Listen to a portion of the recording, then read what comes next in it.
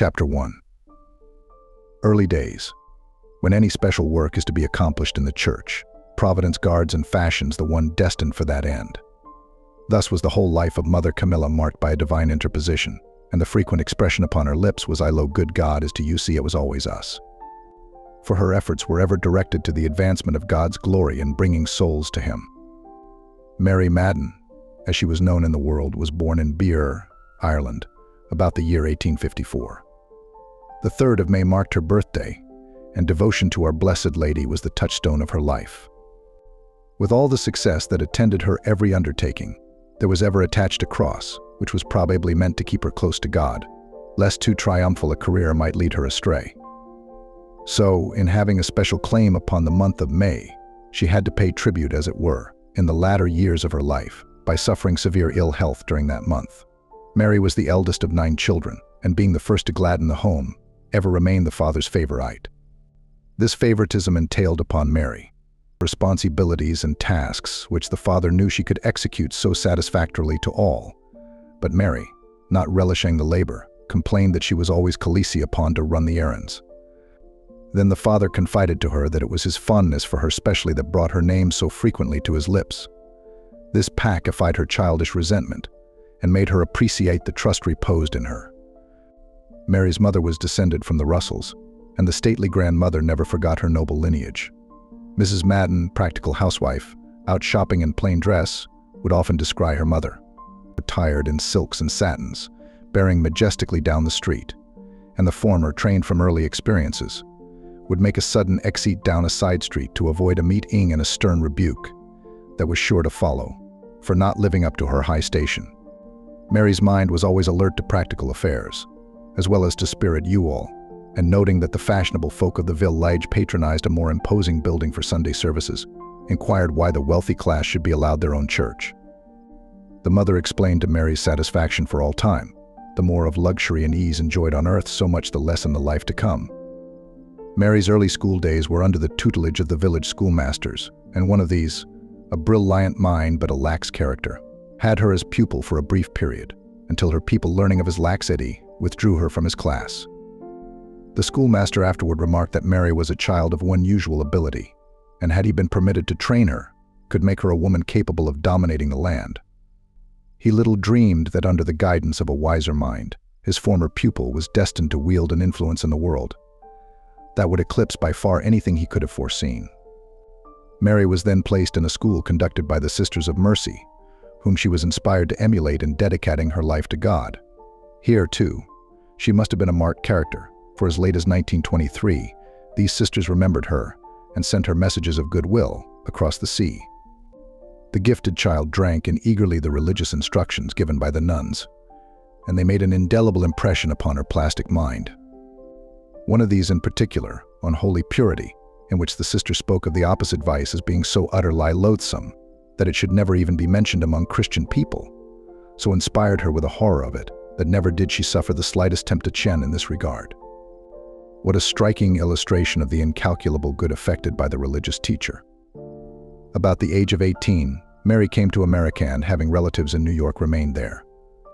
With that appetite for things spiritual which is characteristic of Irish Catholic womanhood, the young girl never missed an opportunity of assisting at vespers, sermons and benedictions. Was it by mere chance that she was led to attend a mission conducted by a Dominican father? Or was it Our Lady's own gentle whispering that brought her thither? Attracted by the habit and zeal of the missionary, she then and there determined upon entering a Dominican community. So it happened that some 3 or 4 years after her arrival in this country, she sent for her sister Esther, to whom she had confided her cherished plans, and the two entered the convent at 2nd Street, New York. Chapter II. Religious profession. Lament. The 2nd Street convent was founded by sisters from Ratisbon, Germany, in 1859. In Ratisbon, the sisters observed the enclosure, and in New York, where their work was to take charge of schools, the transition from the contemplative life to the active was gradual and involved many complexities until the change was complete. A relative, in visiting a sister, might see her at one time in the parlor, and on the next visit converse with her only behind the grill.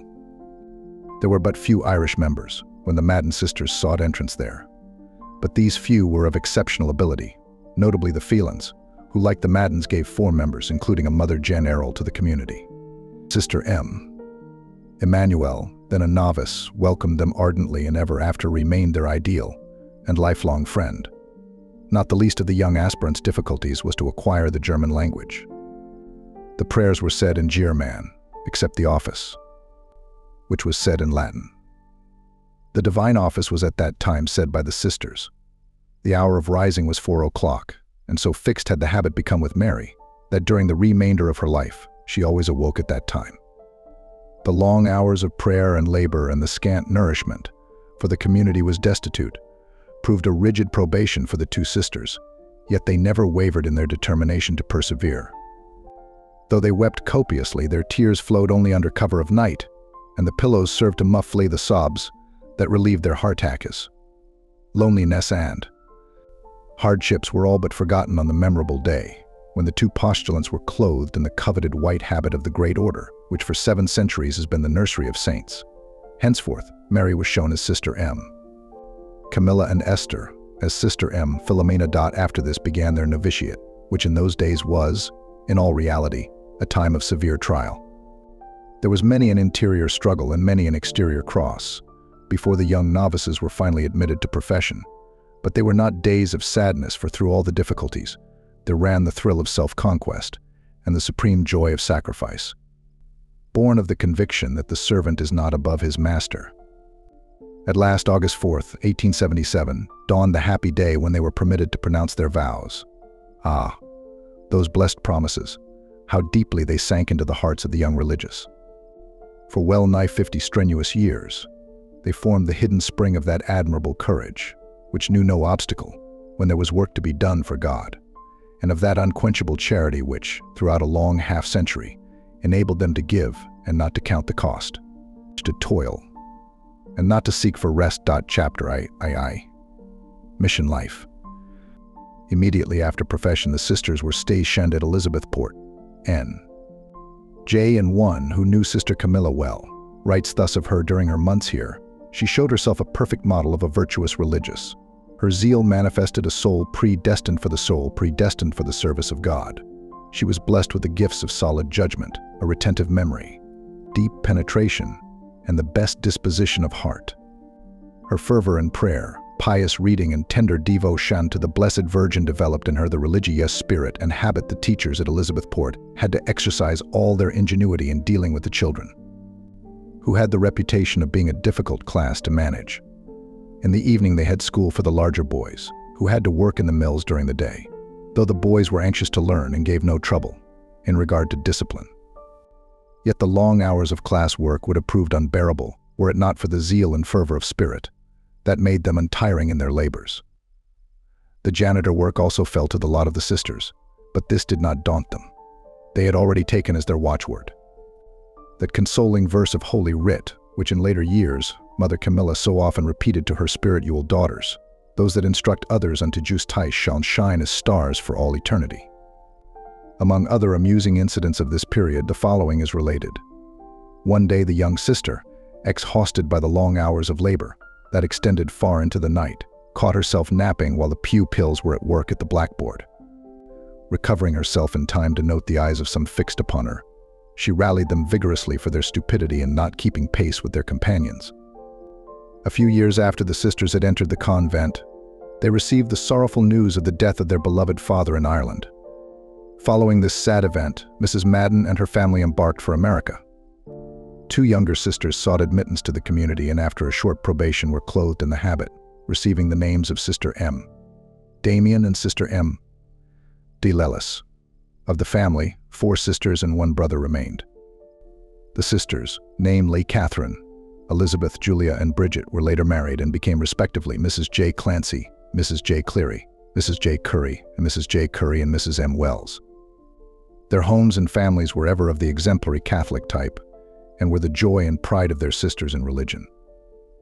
The brother Thomas died while still a young man.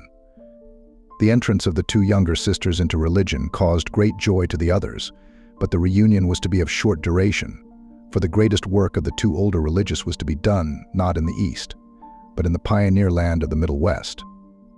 In 1879, Father Ziegler of Traverse City, Mitch, applied to Mother Hyacinth, then Prioress, for sisters. Having known him from early years, she did not hesitate to grant his request and soon arranged for their going. Mother M. Aquinata was selected to conduct the sisters thither, and Sister M. Angela, Sister M.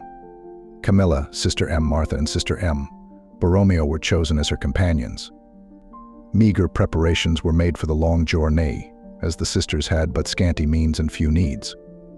Sister Camilla's repression of curiosity was well shown in the fact that when instructed to prepare for another mission, she did not question whither she was bound. When half the journey was covered, someone mentioned the name of Michigan, and then with surprise she exclaimed, "Oh, is that our destination at this time?" Travel was painfully slow and difficult. The transportation included every means of locomotion on land and water from New York to Traverse City. As they were nearing the end of their long and tiresome journey, Mother Aquinata warned them to smooth out their crumpled veils and look their best, in preparation for meeting the delegation that would await them. After performing this task to her entire satisfaction, what was their amazement upon arriving at the station to find only an old lumber wagon with a gruff driver to convey them to their future abode. The old wagon had a board across the box to serve as a seat. The New Yorkers were not accustomed to this sort of conveyance, and when, after some time, they succeeded in climbing in and went bumping over the rough roads, they quite forgot about their looks in their efforts to retain their seats. When their destination was reached, it was found to be a dilapidated old building, and, worst of all, even their hopes of refreshment and rest were disappointed. The holy old missionary priest, instead of having some preparations made, said, "Sisters, rather than have you die of hunger, God will send birds to you for food." They did not wait for the birds, however. They made a fire, and happening to have some raw food, they prepared a repast consisting of potatoes, salt pork, and a few crusts of dry bread. But on the following day, when the neighboring people learned of their coming, they supplied them with sufficient of the plain and homely fare to which they themselves were accustomed. Mother Aquinata remained about 2 months and then returned to New York. With deep yearning in their hearts, the others watched her depart for their dear mother house, but with the true missionary spirit gave themselves little time for grieving, going resolutely instead about the task in hand. And indeed, it required no small degree of fortitude to persevere during their first winter in that rigorous northern climate. The ramshackle building in which they were housed provided only a rude shelter from the biting blasts, and it was impossible to keep it heated to any degree of comfort. Long days in the classroom were succeeded by cheerless evenings in their cold barracks. On one of these bitter nights, Sister Martha, almost in desperation, went to the piano and struck up a lively air, to which the others performed a vigorous march, in an effort to keep their blood in circulation. In the morning, the blood-stained prints of the poor little sister's chapped fingers were seen upon the ivory keys. Small wonder that amid such surroundings Sister Borromeo pined for her Eastern convent, and ere the long winter was past, found a grave on the snow-covered hillside, the first precious cost of the new foundation. The hardships endured were also too much for Sister Camilla, who at that time was a slender young nun with an apparently frail constitution. She suffered an attack of pneumonia, and her life was despaired of. The sisters then began a novena to the Holy Face for her recovery, and from that time her illness seemed to abate. When her health was restored, she was again transferred to New York and located at Pater's son, N. J. Way. After 2 years of successful labor there, Sister Camilla was placed in charge of St. Joseph's School, Bay City, Michigan. During the second year of her term, the pastor, Reverend T. Thibodeau, died, and affairs were very complicated the remainder of the year. In response to her earnest longings came the order to return again to New York, and she was then made superior of the school at Greenville, NJ. The pastor at that place was most exacting, but Mother Camilla answered all requirements and held the position there for 8 years. It was her duty to visit the classes every day and maintain strict discipline throughout. One day the pastor, visiting a class, sent in all haste for Mother Camilla to come and view existing conditions. In fear and trepidation, she made her appearance to face the irate pastor. The cause of all the commotion was that someone had carelessly left a scrap of paper lying on the floor, and to his well-ordered mind it betokened extreme untidiness. Mother Camilla learned the lesson well, for ever after she possessed an abhorrence for a bit of paper on the floor. Sister M. Philomena was also stationed at Greenville during Mother Camilla's regime. So exact was Sister Philomena in every way, so observant of rule and dignified in manner, that the only appellation she ever received was the nun. The school made such excellent progress under the administration of Mother Camilla that when the affairs of the Adrian community caused anxiety to the higher superiors, they readily looked to this efficient sister as one fitted to handle the situation. Chapter IV. Hospital work at Adrian. The first convent in Adrian was at St. Mary's School, the sisters coming there from New York in 1878. Later in 1879, St. Joseph's School was opened by a band of sisters, also from New York, Reverend Casimir Rohowski being pastor at St. Joseph's, and inflamed with zeal for the good of souls, procured other sisters from the same place to take charge of a building, which he had erected, and which was designated as St. Joseph's Hospital. This frame building still stands, with many additions, just east of the present group of buildings known as St. Joseph's College and Academy. The hospital Father Casimir converted into a home for aged people and, their numbers increasing, a brick structure, which forms the center of the present edifice, was erected. The old people had each paid in some $500 or $600, and this money was expended in building, so that when Mother Camilla arrived to take charge, the income was about $45 per month, with a dozen or so old people who had life leases upon the place. Mother Camilla, knowing the conditions that existed at this time, felt this sacrifice of obedience so keenly that she said to one of her intimate sisters, "Sister, it would be easier for me to die than to go and take charge of that province. I wish I could die." And many a day after her arrival in Adrian would she watch the morning train starting off for New York and shed bitter tears that it did not bear her away with it. However, she made the sacrifice generously, and richly did God reward it. The community numbered about 30 members, from whom Mother Camilla received but a half-hearted welcome, as the sisters hoped that their former superior, Mother Angela, would return to them. Mother Aquinata, being provincial, and knowing that Grand Rapids was to become a separate province, made good the opportunity of assigning the sisters and secured valuable additions for Grand Rapids. Though the most competent members were culled out, the spirit of the community still survived, and this spirit, attracting and animating others, was able to meet the needs and exigencies of the times. Mother Camilla was blessed with a keen sense of humor, and years after her hospital work had ended, she used to enliven many a recreation hour by the recital of the experiences she then encountered. When she arrived in Adrian, Reverend Father Sifrath, an Indian missionary, served as chaplain. His emaciated frame bore witness to the rigors he had endured. His room was a veritable curiosity shop, a variety of clocks holding the preeminence. Occasionally he entertained himself with 2 white mice which he retained in a sort of framework. They proved a bugbear to Mother Camilla. For having to consult him on various occasions, she was always prepared to slip back of her companion, in case the mice should take a fancy to her. Having an organ, he sang vespers daily, and, though the tune was not in accord with earthly harmony, yet it must have blended with the heavenly rhapsodies, for he was a saintly character. One Sunday afternoon, when the Reverend Father came out for services, he was preceded by a brown-robed acolyte.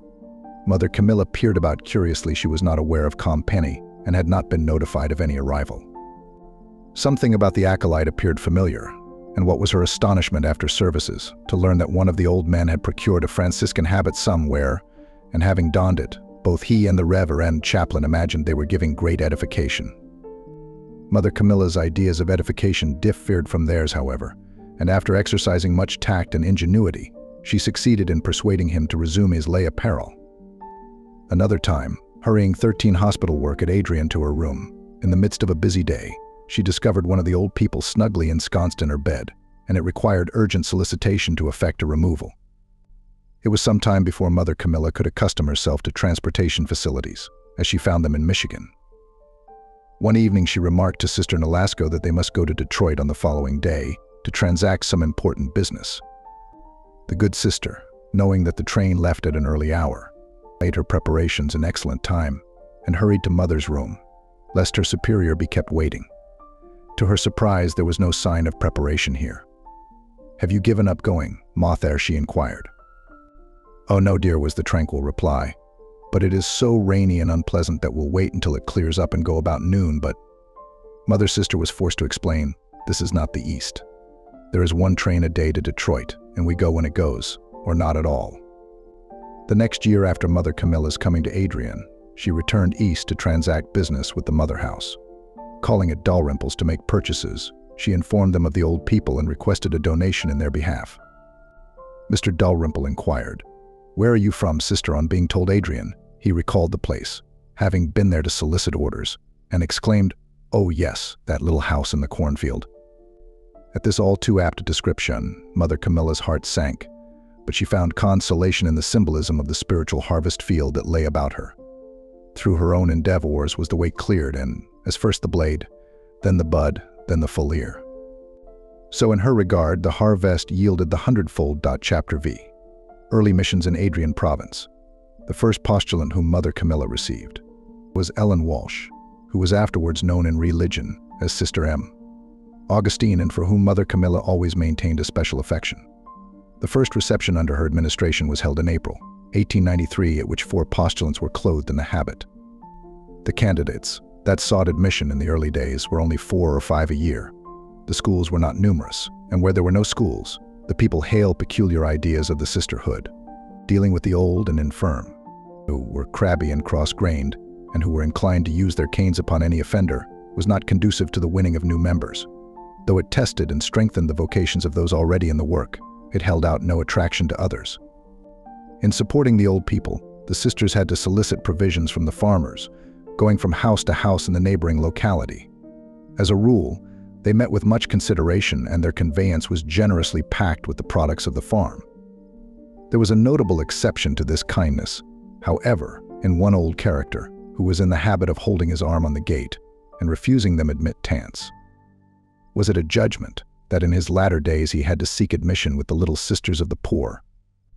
The schools then included in the Adrian province were the 2 downtown, St. Mary's and St. Joseph's, and those at Port Austin, Gagetown, Ruth, and Port Huron. A number of years had elapsed since any new school had been opened by the community, but soon after Mother Camilla took up her work, came a request for sisters at Maybe, Michigan.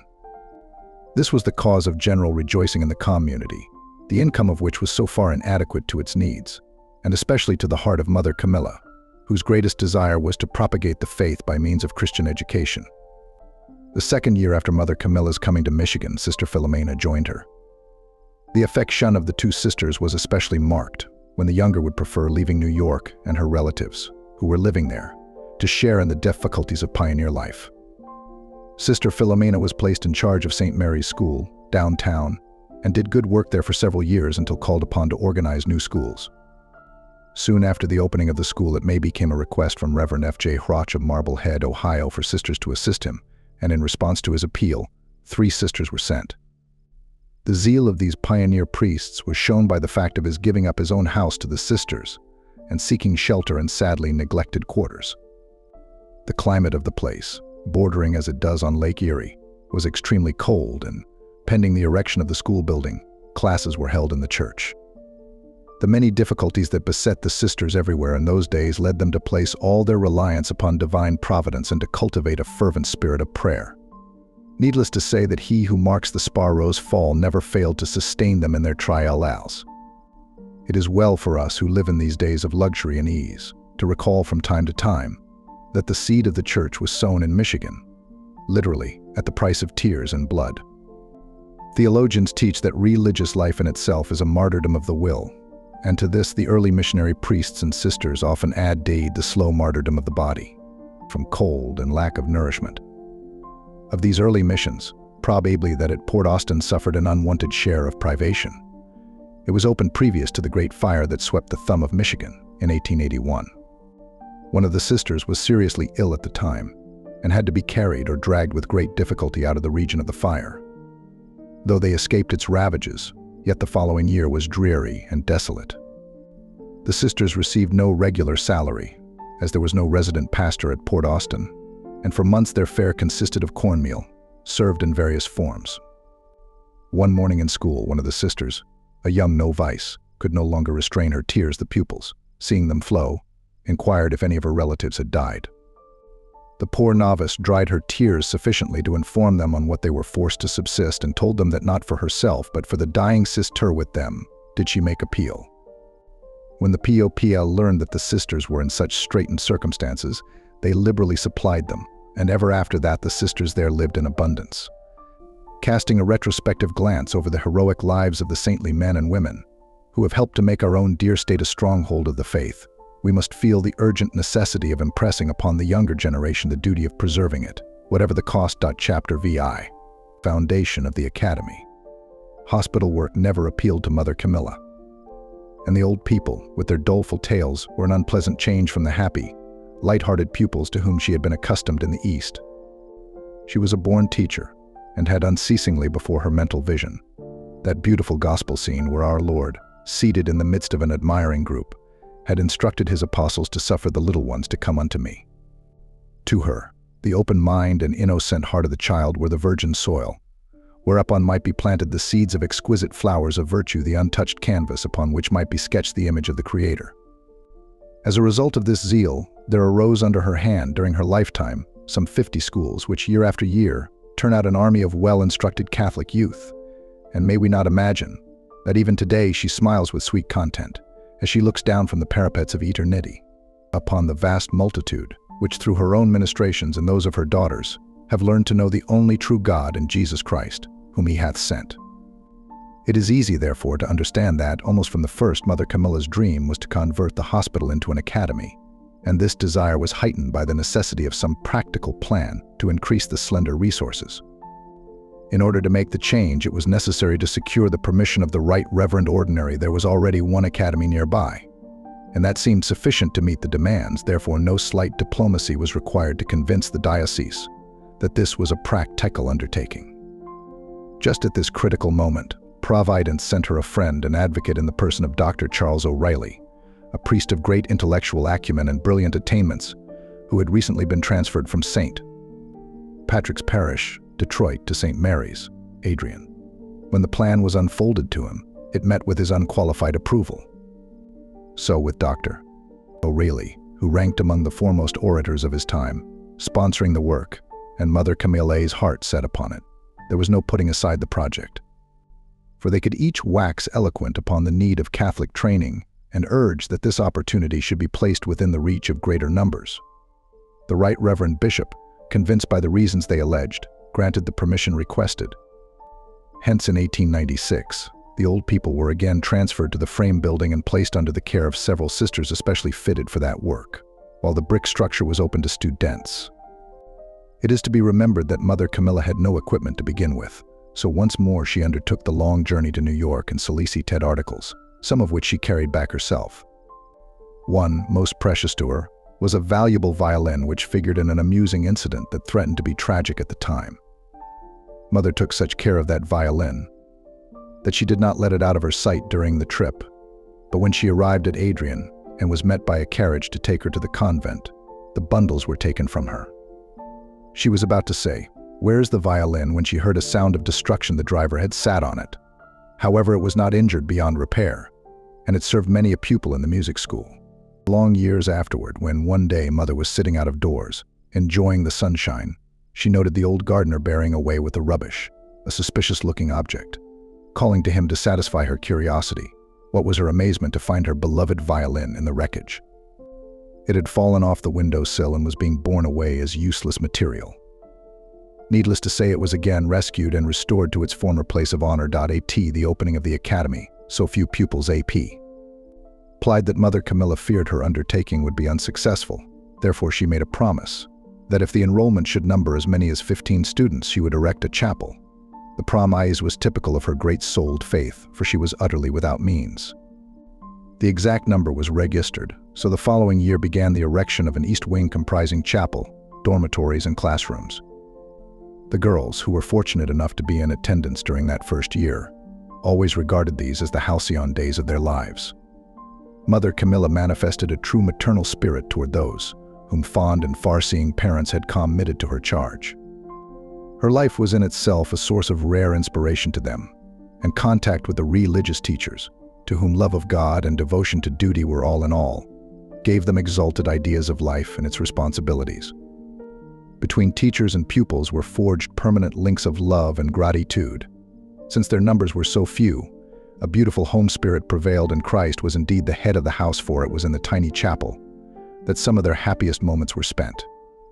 And out from that humble tabernacle came the still voice that called several of these sunny-hearted girls to forget their people and their Father's house, dearly as they had loved them, and to give to the king, in the first blush of youth, the beauty which he so greatly desired. The first teachers were Sister Depatsy Burns, Sister M. Pius Wagner, and Sister M. Evangelista Fraser. The first named was directress of studies for the first 4 years. She was an excellent disciplinarian and had the faculty of creating a happy spirit among the students. The second year, the number of pupils was greatly increased, for Dr. O'Reilly had canvassed his hometown, Chelsea, from door to door and had persuaded a number to enroll. In various ways, Dr. O'Reilly assisted the new institution. He induced 2 friends of his from Detroit, the Mrs. Macaulay, to take up their abode at the academy, and the income thus derived helped defray the expenses of the new undertaking. He frequently gave talks to the students and instilled good counsels that were long remembered. He always emphasized the necessity of obedience to authority, a point which he himself observed inviolably, even though it cost him bitter. To do your best and do it every time was his oft-repeated slogan. Toward the end of his days, when he frequently regretted having spent so many years of his life in national affairs that brought no lasting results, he consoled himself with the thought that he had contributed in making the Adrian Academy a permanent institution. Financing the project was no slight task. The tuition at the opening of the academy was but $10 per month, as it is a special part of the glory that aureoles her memory. That Mother Camilla sought to give opportunity of Catholic instruction to those whose means debarred them from the established boarding schools.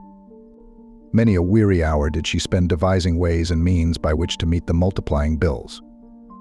On one occasion, when a large payment had to be made, and only Mother Camilla's strong faith and confidence in God kept her from despairing, she set about opening the morning's mail, when out of one letter fell 4 or 5 peculiar stamps.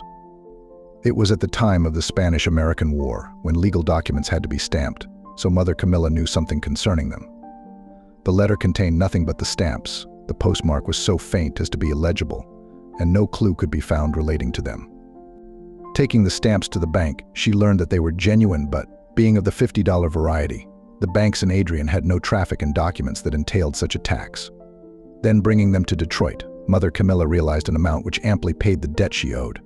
Years after, when she learned of the shower of roses that little Therese was to let fall upon the earth, Mother Camilla often wondered if her stamps were out of that shower. Chapter VII.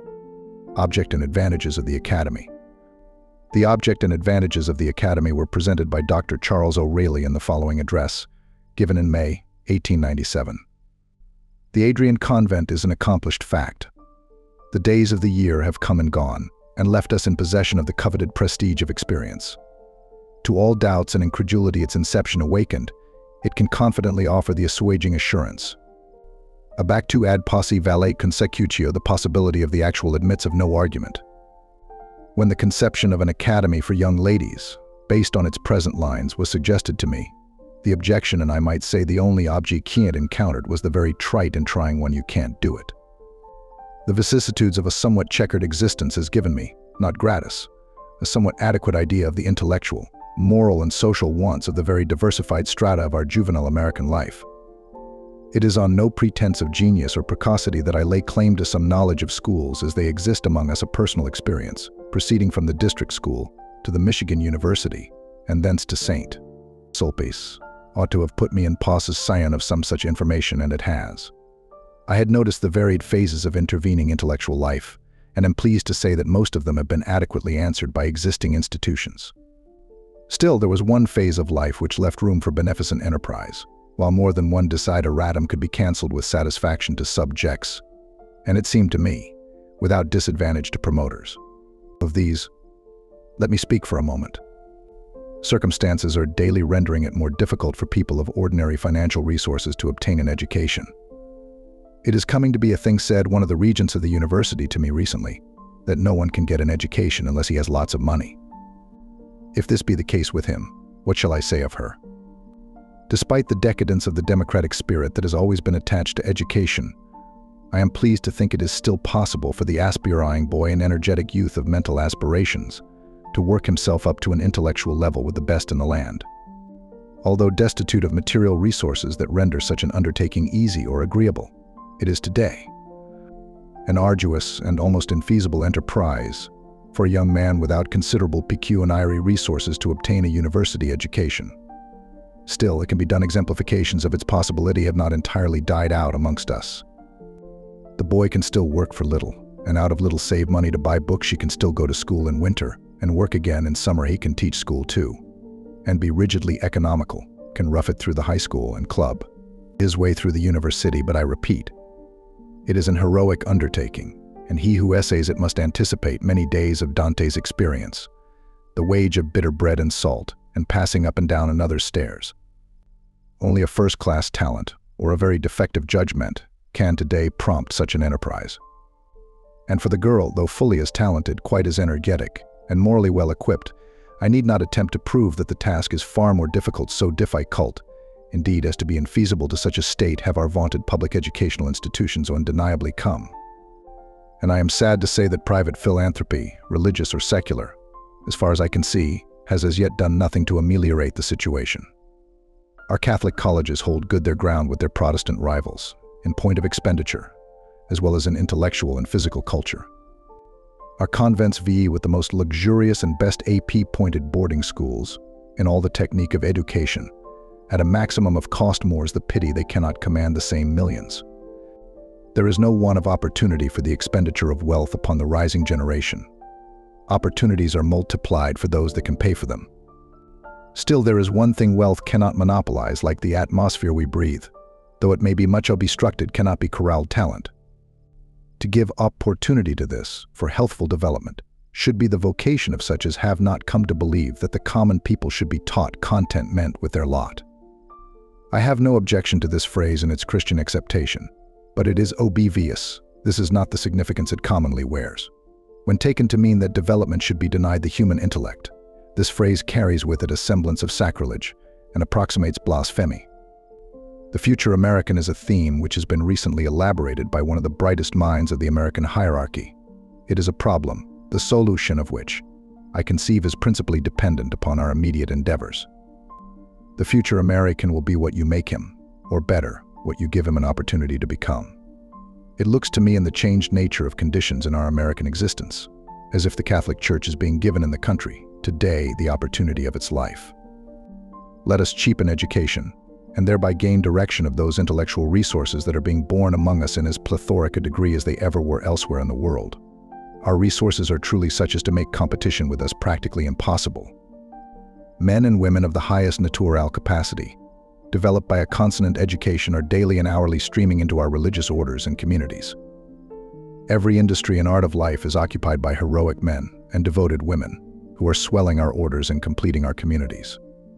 Our charitable institutions are being taken as models for procedure by the best institutions in the land. It is not the business of a religious order, no more than of a priest, to become rich. Its business, in pursuance of its vocation, is to make itself accessible to the greatest possible number of our people. This, at the present time, is, as it seems to me, the pressing point for our intellectual orders and communities. Intellectual development in the secular world is becoming dear. The Church has ever come to the rescue of the struggling masses. Now is the time to offer the advantages of education at minimum cost. This is the vocation of the Adrian Convent. Chapter VIII Educational Ideals. The order of the day followed by the academy pupils at the present time differs very little from that adopted at the opening of the institution 30 years ago, with only such changes as were made necessary by an increase from 15 to 400 pupils. And while many of the soundest educators of our day deplore the softness of modern methods, they would find little to criticize from that standpoint at St. Joseph's. Mother Camilla held certain well-defined principles in regard to the education of girls, and from these she never departed when embodied in a schedule and course of study. These principles did not tend to develop an indolent type of character, but one rich in energy and self-reliance, gazing with steady, unerring vision into the future. She saw these girls as homemakers, and to fit them for that sacred task became her primary aim. Remembering that the model of all womanhood, Mary of Nazareth, cared for her home with her own hands and looked well to the ways of her house, she could desire for the graduates of her school no higher career than that of a wife and mother, unless indeed they were called to follow in her own consecrated footsteps. Therefore, besides the regular academic work, the pupils were expected to learn and to practice the many little arts which are essentially womanly, and which lead to a love of home and its round of domestic duties. Meekness, cleanliness, economy, cheerfulness, and a sense of responsibility may be old-fashioned virtues, but they were never more needed in our national life than they are today, and for the acquiring of these, the curriculum of the academy was especially designed. The rising hour for all students above the 7th grade is 5:30 a.m., and at 6 all, except those who are going to Holy Communion, report in the assembly halls for an hour of study before breakfast, which is served at 7. Those who wish to receive Holy Communion go to the chapel at 5:45, where preparation for the divine banquet is made in common. The practice of frequent communion is well established among the girls, and it is an edifying sight to see from 100 to 200 approaching the holy table daily. Many of the smaller children who would not be obliged to rise at this early hour are present morning after morning after morning, a living testimony of the wisdom of Pope Pius X. In admitting these tiny ones to the embrace of the Eucharistic King, while the lilies of innocence are still blooming in their hearts. Mass, at which all Catholic pupils are expected to assist daily, begins at 7:30, and the girls go direct live from the various refectories to the chapel. The holy sacrifice over the long line passes out to the front lawn for a brisk constitutional in the fresh morning air. Winter or summer, this walk is never omitted, unless the weather be very inclement. Calming in with sparkling eyes and glowing cheeks, the pupils report in their own dormitories or private rooms, which are to be ready for inspection by 8:30. No haphazard methods of housekeeping are tolerated, but each room and alcove must be in perfect order before the morning classes, which begin at 8:40. At the sound of the bell, the house is alive with scurrying feet, and very soon ranks are formed in the old auditorium, from whence the students march to their own classrooms. The work in the high school is departmental in character, but each class has one particular teacher, to whom its members are strictly responsible for conduct, application, and progress. To her, they report the first period in the morning for religious instruction, and the discussion of any matters of immediate importance to the class. Dismissal at 11:20 is followed by 15 minutes exercise in the open air, which gives added zest to the healthy appetites, which the young ladies bring to the refectories at 12. Here they are taught to preside over a table properly, each one taking her turn at serving. It is in the refectories, also, that they learn to perform systematically and speedily that task which is always a bugbear to the amateur housekeeper, the washing of dishes. At a given signal at the end of the meal, all conversation ceases. Tables are rapidly cleared and glasses and silver washed in bowls of hot soap suds. Then grace is said, and all the girls, except the 2 appointed at each table for that particular week, are dismissed. These latter, with nimble fingers, finish washing and drying the dishes as well as setting the tables, and in 15 minutes the refectories are in order for the next meal. Afternoon classes are dismissed at 3:40, and 20 minutes later the bell rings for the walk, a long one this time, the students returning just in time to prepare for the 5 o'clock study period. Supper is served at 6, and after the evening meal comes that most exciting event in boarding school life, the distribution of mail. Drawn up in a hollow square in the recreation room, the eager-eyed girls listen while the piles of mail gradually diminish, each one on tiptoe to hear her own name called. They are then free until the evening study hour at 7. This is the favorite time for visits to the Blessed Sacrament, and it speaks volumes for the solid piety dwelling in the hearts of these young girls that many of them never miss their evening tryst with the prisoner of the altar, few as are their leisure moments. There is no more consoling sight for the sisters than to pass through the chapel at this hour and see, amid the lengthening shadows, so many young heads bowed in earnest prayer, while the memory of these love-lit moments is one of the most beautiful remembrances the Academy girl bears with her. When she goes forth from its portals for the last time, at 8 o'clock night prayer is said, and the young ladies, who have followed this somewhat strenuous schedule throughout the day, are generally ready for sleep at this apparently early hour. Thursday, instead of Saturday, is the weekly free day. In the morning, rooms and dormitories are given a general cleaning, and so expert do the young women become at this task, that the period of house cleaning time can never in the future have any tear roars for them. At 9:30, special instructions in plain and fancy sewing are given, and from these lessons no one, except the children in the first 3 grades, is excused. The exhibition of useful garments and dainty fancy work held at the close of the school year is a revelation of what even very young children can accomplish in this line when they become interested in it. The course of study followed in the institution is somewhat rigid, very few electives being permitted, but it is noteworthy that the best of our public school men are returning to the old-fashioned idea that the teacher is a better judge of what is advisable in this line than the immature pupil who sits in her classes. The required subjects include 2 years each of mathematics, history, science, a Verein language, and 4 years of English. Catechism is taught every day in every class for a half-hour period, and this is supplemented by a general instruction in religion on Thursdays and Sundays. Each day, the Reverend Chaplain takes one group for church history and Christian doctrine, so that once a week each child receives that particular instruction, which can best be given by a priest. Non-Catholics are not required to attend religion classes, but large numbers of these have, during their school days, found their way into the City of Peace, influenced more perhaps by the edifying example of their classmates than by any other factor. General examinations in all subjects are given quarterly, the chaplain conducting the tests in religion and Latin. As long as Mother Camilla's health permitted, she attended these in person, and it was no slight ordeal for the young student to be sent to the blackboard to solve a problem in algebra, or demonstrate a theory in geometry with Reverend Mother. The Reverend Chaplain and her own teach ear watching every movement of the crayon. However, it tended to develop coolness, accuracy, and independence of thought, qualities so valuable to the student. The examinations being finished, reports are read out publicly in the auditorium in the presence of the entire faculty and all the student body.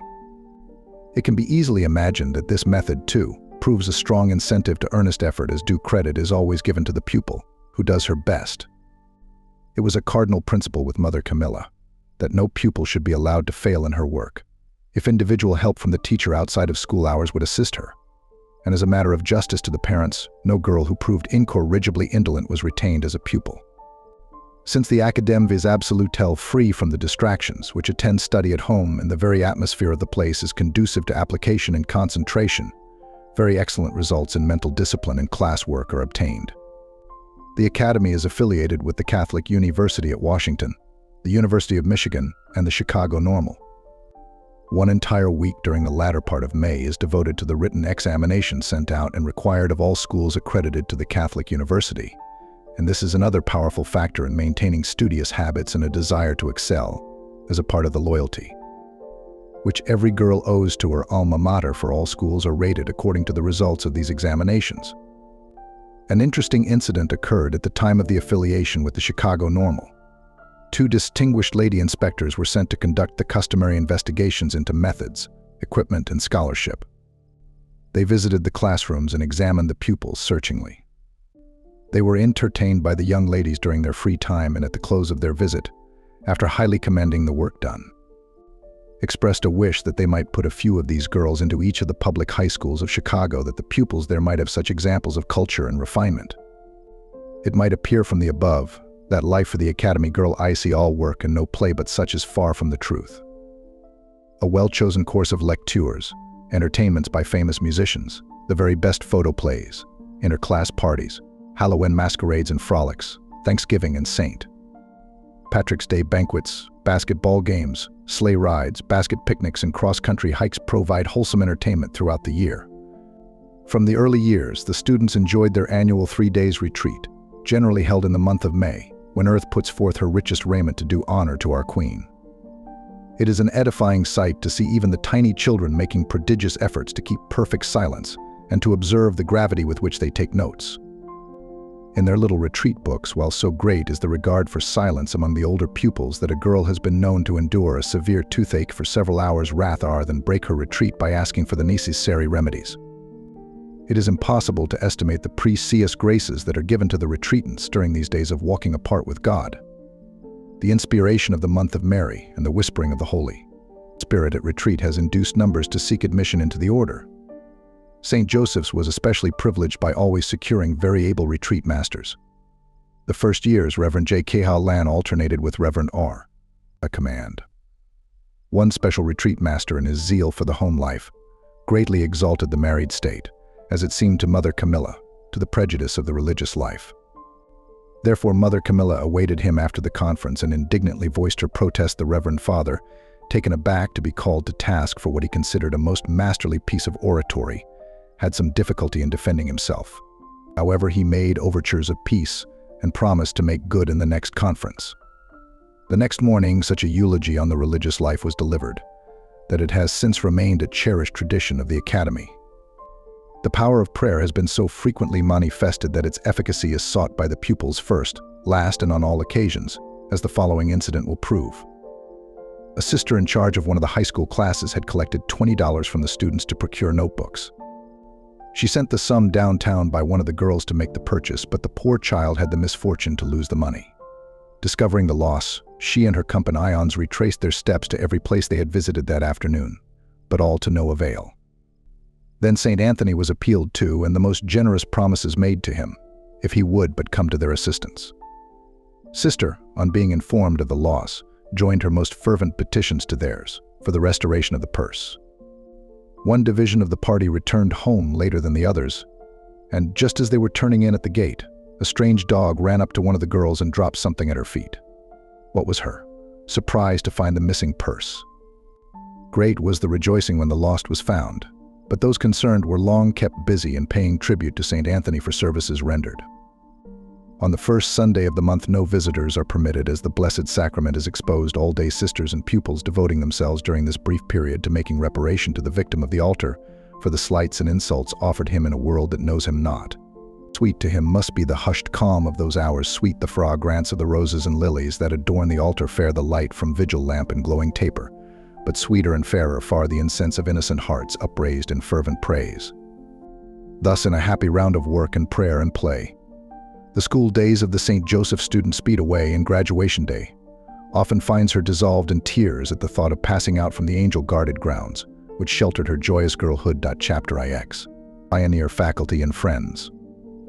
In the early days, the academy possessed no telephone, automobile, or mail delivery. Therefore, many were the trips downtown. The daily frequenter of the road was the academy carriage drawn by old Dolly, a one-time race horse, which, becoming AC custom to so many inexperienced drivers, gradually lost her old-time spirit. The one spark of racing nature that remained manifested itself in her determination never to let another horse pass her on the road. Her driver might be jogging along leisurely, when of a sudden old Dolly would tear away at a mad pace. If the driver was fortunate enough to cling to her seat, she might discern, far in the rear, the offending pacer. If the driver was not familiar with the town, all she had to do was to give her steed full rein, and she would stop at the accustomed places. One special trait of Dolly was to halt at the main watering places in town. Neither persuasion nor force could induce her to move on until her wants were satisfied. Train time was always scheduled sufficiently in advance to allow for Dolly's drink. A school was opened at Springwells in 1897, and 3 sisters were sent to take charge of the mission. Getting so near Detroit was quite an encouragement for Mother Camilla, and she began to hope that someday she could claim a place in the city, but long years were to elapse and many difficulties to be encountered before she saw the realization of her desire. In the meantime, she made the most of the advantages that came her way, often creating the opportunity where none had existed. Among the sisters professed in 1897 were Sister M. Raymonda Culhane and Sister M. Aloysius Dobczynski, both of whom afterwards spent many years of service at the academy. The latter had entered at an early age and had to serve a long probation as postulant until she attained the required number of years to be admitted as a novice. A cheery disposition and a heart of rare tenderness endeared her to both sisters and students, and her encouraging words tided over many a weary hour. Hence the shadow of the cross fell heavily upon the community, when it became evident that this blossom was to be plucked in the freshness of the morning dew. Her death proved as saintly as her life had been, and as the last day on earth dawned for her, she exclaimed how joyous that her nightfall, "I shall be with God." Of the 9 novices professed in 1898, Sister M. Bernard Ulrich, Sister M. Vincent Steger, Sister M. Marcella Kane, and Sister M. Cecilia McHale each spent many years at the academy. Sisters Vincent and Cecilia presided over the music department. While the former was more tolerant, the latter would overlook no half-learned lesson. Many students recall her ingenious devices in bringing the laggards to task. If chidings proved unavailing, dunce caps were brought into requisition, or the pupil kept at the piano until the work was completed, for never were they let off until the work was mastered. Her great delight was that her charges, instead of the others, were chosen to accompany Mothy or Camilla on her trips to the missions. Thus she always had them reserve a special outfit for that occasion. Sister Marcella was for many years a sort of general mistress of the girls, and her wonderful powers of observation were the marvel of the students in many instances. A rare pleasure for them was to wear each other's clothing, a diversion which they were strictly forbidden. They affirmed that Sister Marcella could detect the full length of the corridor, whether or not they were gowned in their own raiment. And should any hapless student feign illness to escape school, She was treated with such a bitter draught of medicine that one trial was sufficient. Sister Bernard's warm heart and delightful sense of humor gave her an unusual insight into the characters of the schoolgirls, and a sympathetic understanding of their innocent pranks made her a prime favorite with the pupils, while her thoroughness in the classroom gave them an excellent preparation for their work in the world. Sister M. Clementine Klein is well known to ACA demi-graduates because of her splendid work as a teacher of mathematics in the high school, a position which she occupied for many years. However, her skill in caring for minor ailments among her own pupils marked her out as an eminently suitable person for the responsible post of general infirmarian, and finally she was transferred to that charge. Here she has been unusually successful in combating the ordinary children's diseases, and the excellent health rate among the pupils bears witness to her vigilance in preventing serious developments. Those of her sisters who have come under her kindly care have sounded to its depths a self-sacrificing charity, which will surely merit a great reward in heaven. Her untiring devotion has brought many a sufferer back to health, while her consoling words and ineffable tenderness have thrown a soft light on the dark passage for those to whom the final summons had come. Another of the pioneer teachers who deserves a special place in the annals of the institution is Sister M. Thomas Dupay, who for some time had charge of the first-year high school students. Small of stature but tireless in ambition, she accomplished wonders with her young charges, enlisting their best efforts by her ingenious devices in rendering the work varied and interesting.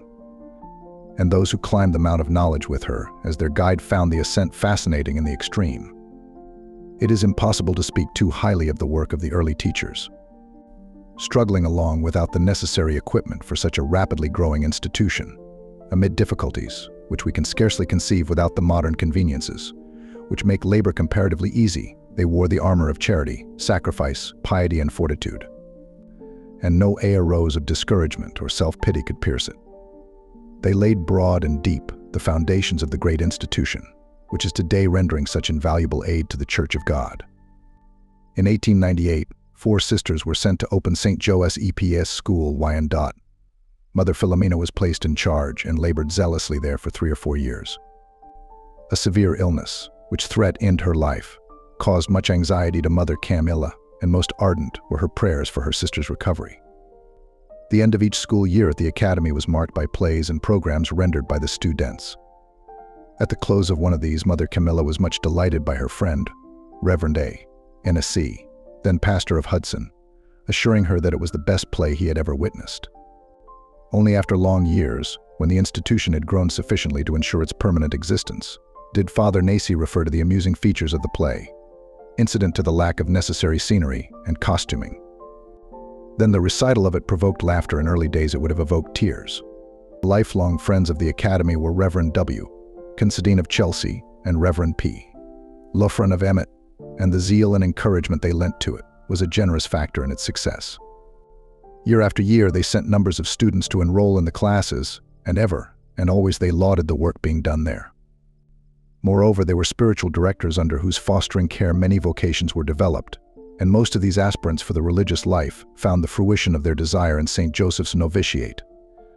It is hardly an exaggeration to say that had every parish in the diocese contributed as generously in proportion to their size as have those of Chelsea and Emmet, there would be no dearth of religious teachers in our schools.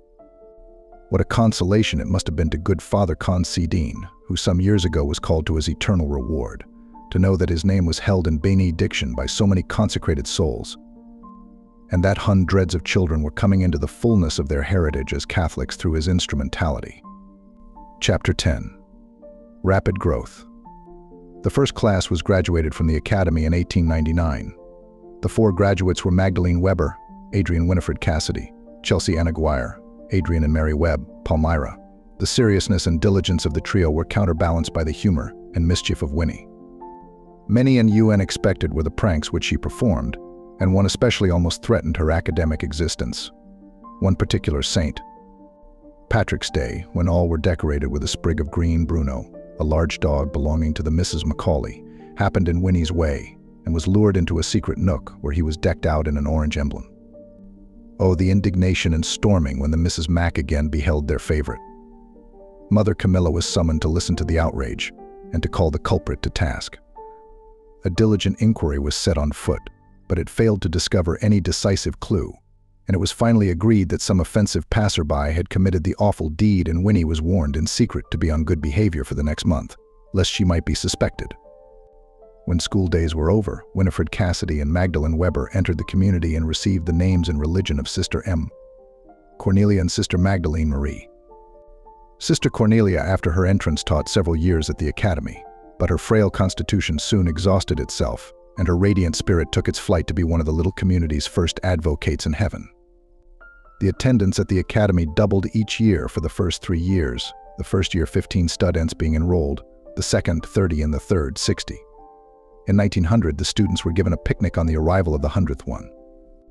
In 1908, a special celebration was held on the arrival of the 200th one. The waves of bigotry, which swept over the country periodically, since its beginning, have always directed their venomous force against the convent school, and it was but natural that such a thriving and successful institution as that which grew up under Mother Camilla's hand should come in for its share of attention. One day the whole community was thrown into consternation by the arrival of a letter stating that they would be given 3 days to prepare for the end, and that at the close of that time the whole household, together with the 2 priests of the city, would be put to death. Great fear prevailed until the arrival of Dr. O'Reilly, who reassured them, telling them they had no cause for alarm, that he had frequently received such letters, but that the threat meant nothing. This quieted the sisters' fears somewhat, but Mother Camilla was caused many anxious moments lest the portress should be the victim of some religious fanatic. The constant increase in attendance crowded the sisters, until they were forced to take up their sleeping quarters in the attic. One cold winter night, the terrible cry of "Fire, one fire!" arose. Everyone was in such a sound sleep that the cry would have passed unheeded, did not another more urgent appeal of, "If you want to save your lives, get up," arouse them to action. Warned by the smoke quickly filling the rooms, they realized there was no time to be lost, so dressing hurriedly, the sisters in charge of the students ran to usher them out, and the others went to fight the fire. One old sister, concerned first of all about the superior, ran to her door and aroused her, saying, "Do not be frightened, mother, but the house is on fire." No more shocking message could have been delivered. Mother Camilla was paralyzed with fright, but recovered somewhat when she learned that the children were being brought to safety. A call was sent in for the fire department. But as it was poorly organized at the time, one of the men came out first to ascertain if it would be necessary to call out the entire force. Fortunately, the sisters had already formed a bucket brigade and had the fire under control. Dr. O'Reilly soon arrived on the scene, prepared to direct the fighting line, but happening to get within the sweep of the water hose, hurried from the field of action, satisfied that the force was competent. It is almost a proverb that humorous incidents are connected with every fire, and this one was no exception.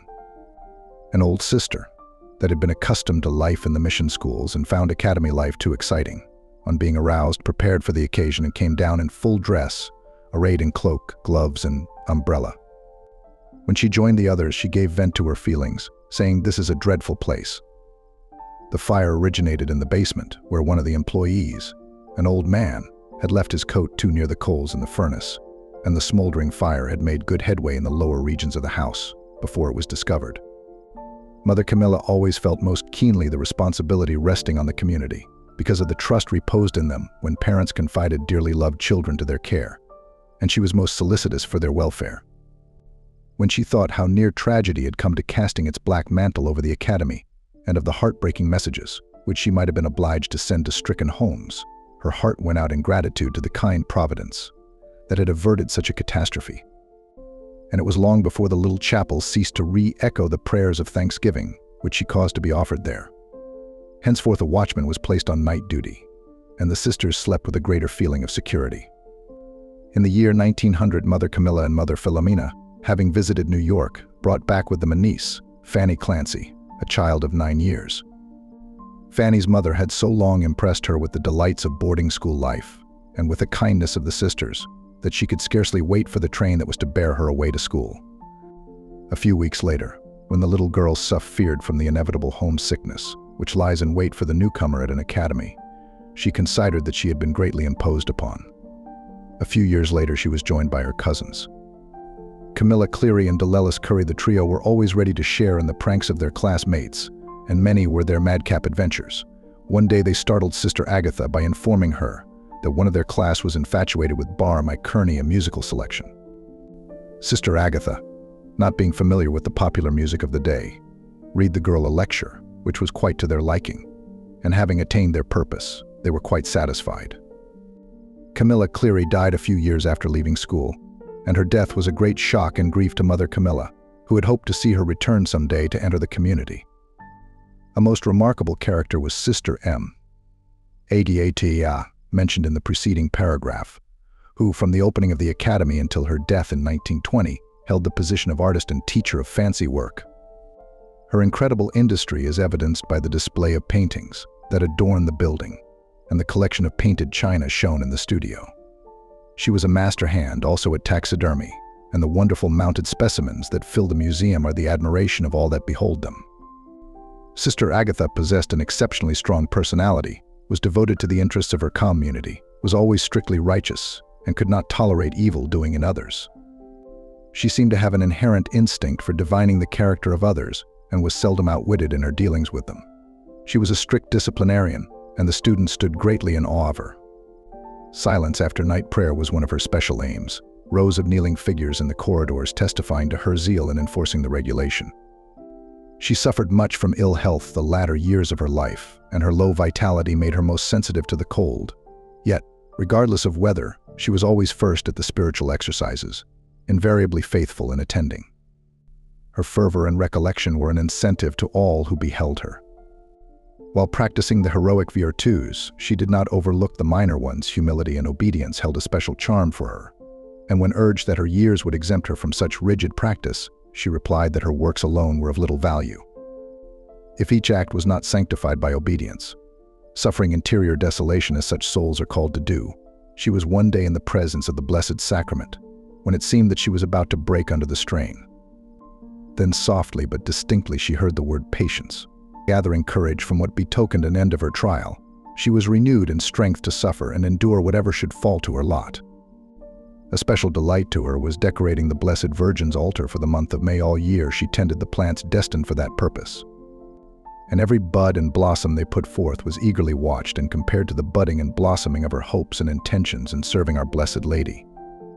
Being always active, she clung to her work until the week before her death, and when the end came, on the Feast of the Three Kings, it found her ready to fall low the star of faith to him, who from early years had beckoned her on.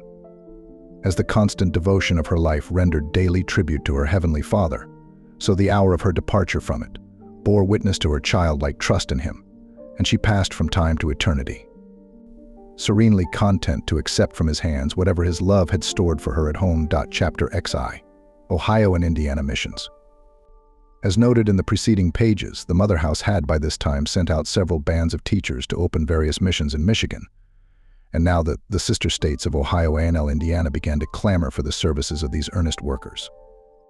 So the years between 1901 and 1906 saw the Dominicans established in St. Mary's School, Defiance, Ohio SS Peter and Paul School, Sandusky, Ohio St. John's, Cleveland St. John's, Earl Park, Indiana, and St. Mary's, Norwalk, Ohio. The last two named were closed several years later. Nor were the inter-SCs of Michigan neglected during this time, for it witnessed the opening of St. Paul's, Owasso, and St. Mary's at St. Clair. The constructive energy and far-sighted judgment of Mother Philomena were often utilized in organizing new schools. Wyandotte, Defiance, and St. John's, Cleveland, in turn claimed her as a guiding spirit during the formative period. But the hard labors of pioneer life began to tell upon the health of both Mother Camilla and Mother Philomena. Accordingly, they began a course of baths at Mt. Clemens, but not having sufficient means of defraying the expense of remaining there during the course, they journeyed back and forth from Springwells to Mt. Clemens each day.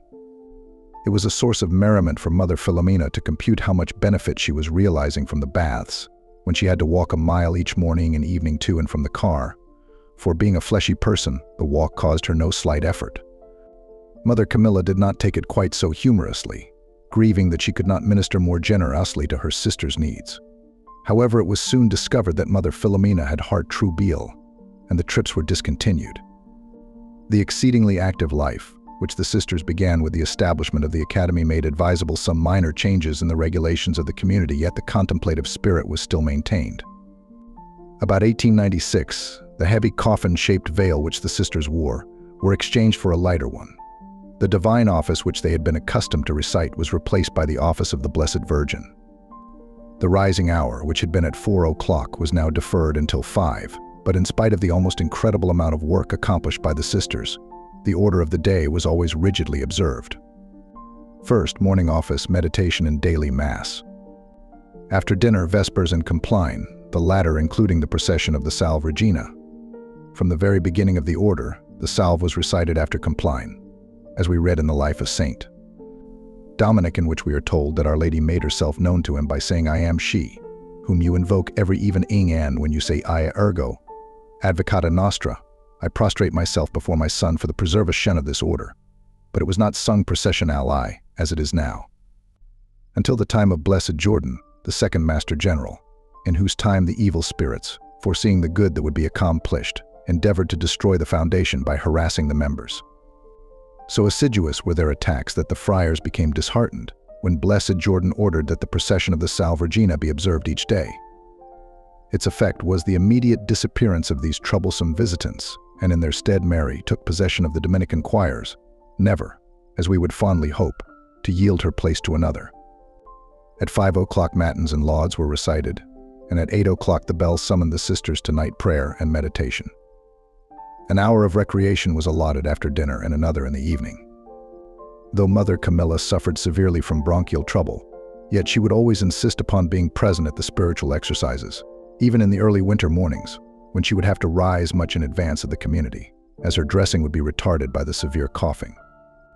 In later years, being frequently called away from home and making visitation of the missions, she always managed to return to St. Joseph's for the celebration of the great feasts of the year. Her presence and deep piety added much to the solemnity of the day, and all felt renewed fervor in participating with her in their celebration. Hearing her read the meditations on the feast of Christmas would be sufficient to carry the listener back in spirit to that first Christ Mass Eve, and to inflame the heart with the spirit that animated the first adores. Mother Camilla always saw that the spiritual exercises were regularly and properly observed, no matter how trying was the situation. Soon after the chapel was erected, she obtained permission for exposition of the Blessed Sacrament on the first Sunday of each month, then later on, for Holy Hour weekly. In vacation, each sister was allotted a half-hour of prayer before the Blessed Sacrament, so that during the day the chapel was rarely without a doors. Many difficulties and hardships attended the early years of boarding school life. The building was always so crowded with pupils that it required the utmost exertion to maintain discipline and good order. The community was too poor to employ hired help, therefore the hard labor devolved upon the sisters and novices, their duties filling in not only the long hours of the day, but many hours of the night. However, despite the difficulties, a spirit of cheerfulness was always maintained, and the spirit of charity, assisting and relieving the labors of companions, always tided over the hard places. The building was first lighted by acetylene gas, and this system, being in its early stages, gave very poor satisfaction. There was almost continual trouble in the lights going out, or a shower of soot being emitted from the gas jets upon the occupants of the room. But all these difficulties only served to render the work more meritorious and brought down the blessings of heaven upon the institution. Finally, it attained all the modern improvements that mark it today. The favor with which divine providence regarded the self-abnegation of the work of Mother Camilla and her early associates was strikingly manifested in the eagerness with which candidates began to knock at the door of the Novitiate, soon after the establishment of the academy. A surprising number of these young aspirants came from the student body itself. Regardless of the fact that the very laborious life of their teachers, which allowed scarcely a moment of rest from early morning until late at night, was an open book to them, one generous-minded girl after another passed from the classroom to the cloister, rejoicing at the opportunity of lending all the strength and energy of her vibrant youth to upholding the banner of Christ. Clothed in the white habit, which signifies purity of heart, and the black mantle, which means death to the world, they have gone out into crowded city and humble village school, cherishing but one desire: to bring the little ones to the Divine Master. Remarkable also is the number of families which, making most generous sacrifices, have given not only one, but several daughters to the order. Rivaling Mother Camilla's own family, of which mention has already been made, are the Ulrich family of Gagetown and the Weber family of Adrian, each represented by 4 Dominicans, the members of the first name being sisters Bernard, Magdalene, Celestine, and Gabriel, and of the latter, sisters Clarissa, Christina, Josephine, and Magdalene Marie. Among the trios of sisters are sisters Evangeline, Michael, and Lambertine Theason of Springwells, sisters Generosa, Joan, and Justine Marie Solon of Maywood, Illinois, sisters Claire Joseph, Grace Agatha, and Agnes Mary Dillon of Hudson, Michigan, sisters Charitina, Ligori, and Justin Bitson of Cleveland. The list of homes from which have come 2 members of St. Dominic's Legion would be too long to enumerate here, but doubtless the recording angel has taken particular pleasure in writing those names in letters of gold on his choicest scroll. It has frequently happened that a young lady coming to witness her sister's investing has been so impressed with the happiness of the young novice and the bow tie of the reception ceremony that she at once decided to follow her into the Novitiate. Chapter XII, Jubilee Days. With more than 100 students enrolled and others applying for admittance, it became evident that the original building must be enlarged, or a limit placed upon the numbers of pupils to be received. The ideal of the true Dominican has been summarized in these words: to save souls in every way possible and as many as you can. So, true to the spirit of her order, Mother Camilla resolved to extend the sphere of the Academy's activities. And in 1902 began the construction of the west wing of what now constitutes the main building. This addition comprised auditorium, dormitories, and private rooms. Undertaking such a building with resources so limited was a task which in itself was sufficient to cause worry and anxiety to the one in charge. Difficulties were piling up, and it seemed as though the climax was reached when Mother Camilla received a summons to appear in court to answer charges preferred against her. One of the students had entered the Novitiate in opposition to her relatives' wishes, and they had procured a writ of habeas corpus to compel her to return home. The postulant, who had made her decision only after much thought, supplemented by fervent prayer, was opposed to leaving the convent, and Mother Camilla felt that she was bound in conscience to defend her. But what it cost her to do so can be easily imagined. For a quarter of a century, she had avoided the world as much as possible, and now she must step into the limelight and be made the cynosure of all eyes amid a crowd, morbidly curious as to convent doings. So curious a trial has seldom been seen. Only one lawyer was found in the city that could be induced to espouse the plaintiff's cause. Most ridiculous were the questions put to the witnesses. Reverend M.J. Fleming, chaplain at the Academy, was put through a long ordeal, and when the lawyer ran out of questions, he took up a Baltimore catechism, which he had procured somehow, and tested him out on the questions and answers. Father Fleming endured it for a time, then excused himself from this class in Christian doctrine. Mother Camilla was kept on the stand nearly 2 hours, a trial which entailed no slight nervous strain, but never did her native wit, common sense, and self-control appear to bet to her advantage. Released at last and getting off the stand, she broke into tears and reproached her counsel, the Honorable Henry Smith, M.C., for not releasing her sooner or coming to her aid. He replied, "You were doing so well that I saw no need of assistance. Everyone was waiting anxiously until Dr. O'Reilly should be called, but the opposing counsel, realizing the odds against him, gave the doctor only a few moments to testify. The case was dismissed by the court, but it had one result that could scarcely have been foreseen at the time in 1923, when the lawyer that opposed Mother Camilla was running for office and was certain of victory. The tide was turned and he was defeated by the sisters' votes. Some months after this event, Mother Camilla and Mother Philomena celebrated their silver jubilee. God had richly blessed their work for him, from the days of their girlhood consecration to his service, and they could look back with joyous hearts over the long path which they had trod, a path beset with many trials and unceasing labor, but beautiful with the light of heaven shining on it all the way. Probably never since the day of their holy profession had they known such unalloyed happiness as at the moment of Holy Communion in that Jubilee Mass, when they renewed their youthful vows of fealty to the King of Kings. From the east and from the west, from the clergy, old pupils, and other members of the laity poured in congratulations and felicitations, while each sister in the branch houses, as well as those at the Academy, had prepared some gift for the mother, whose name they held in benediction.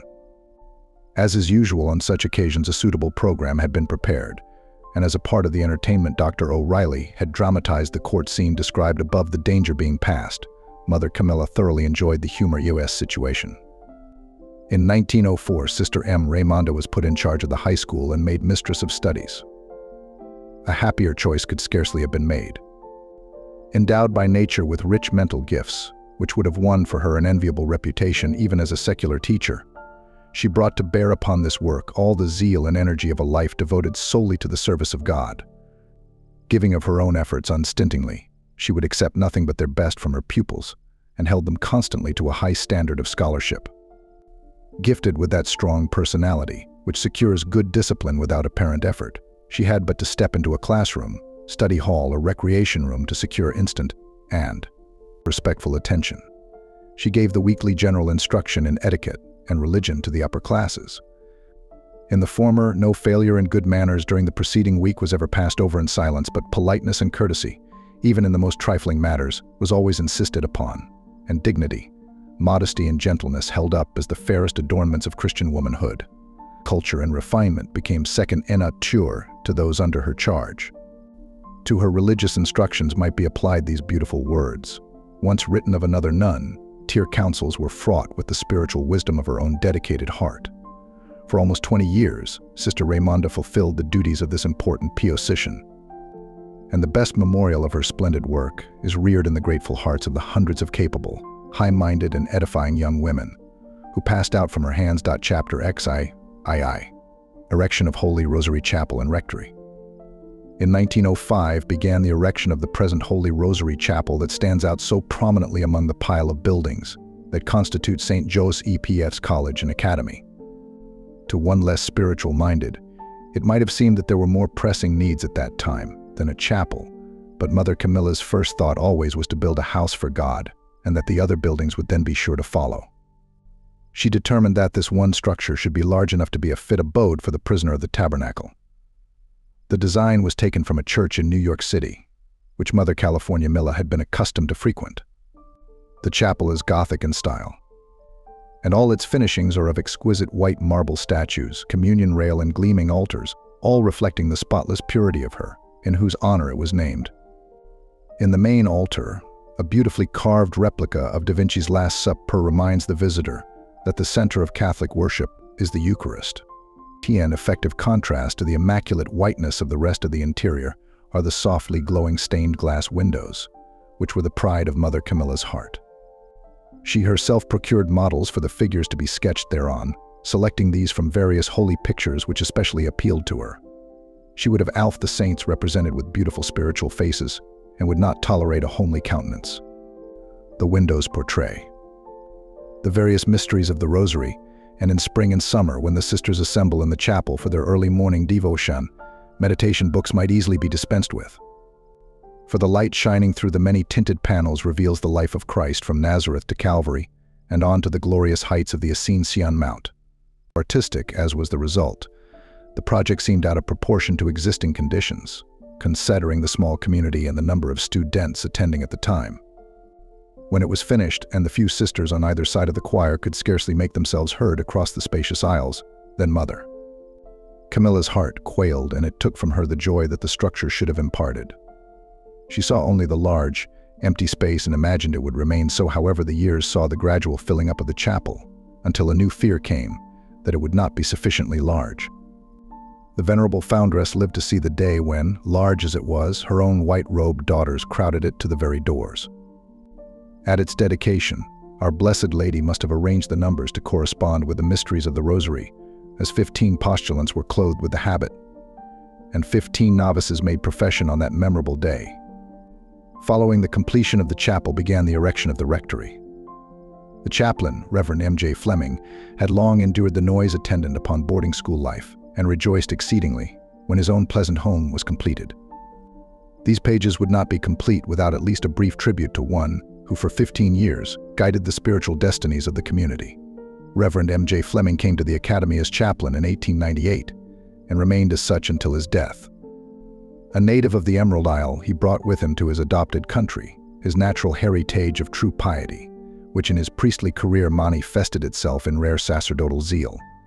Of him it might truly be said that he was a model shepherd of souls.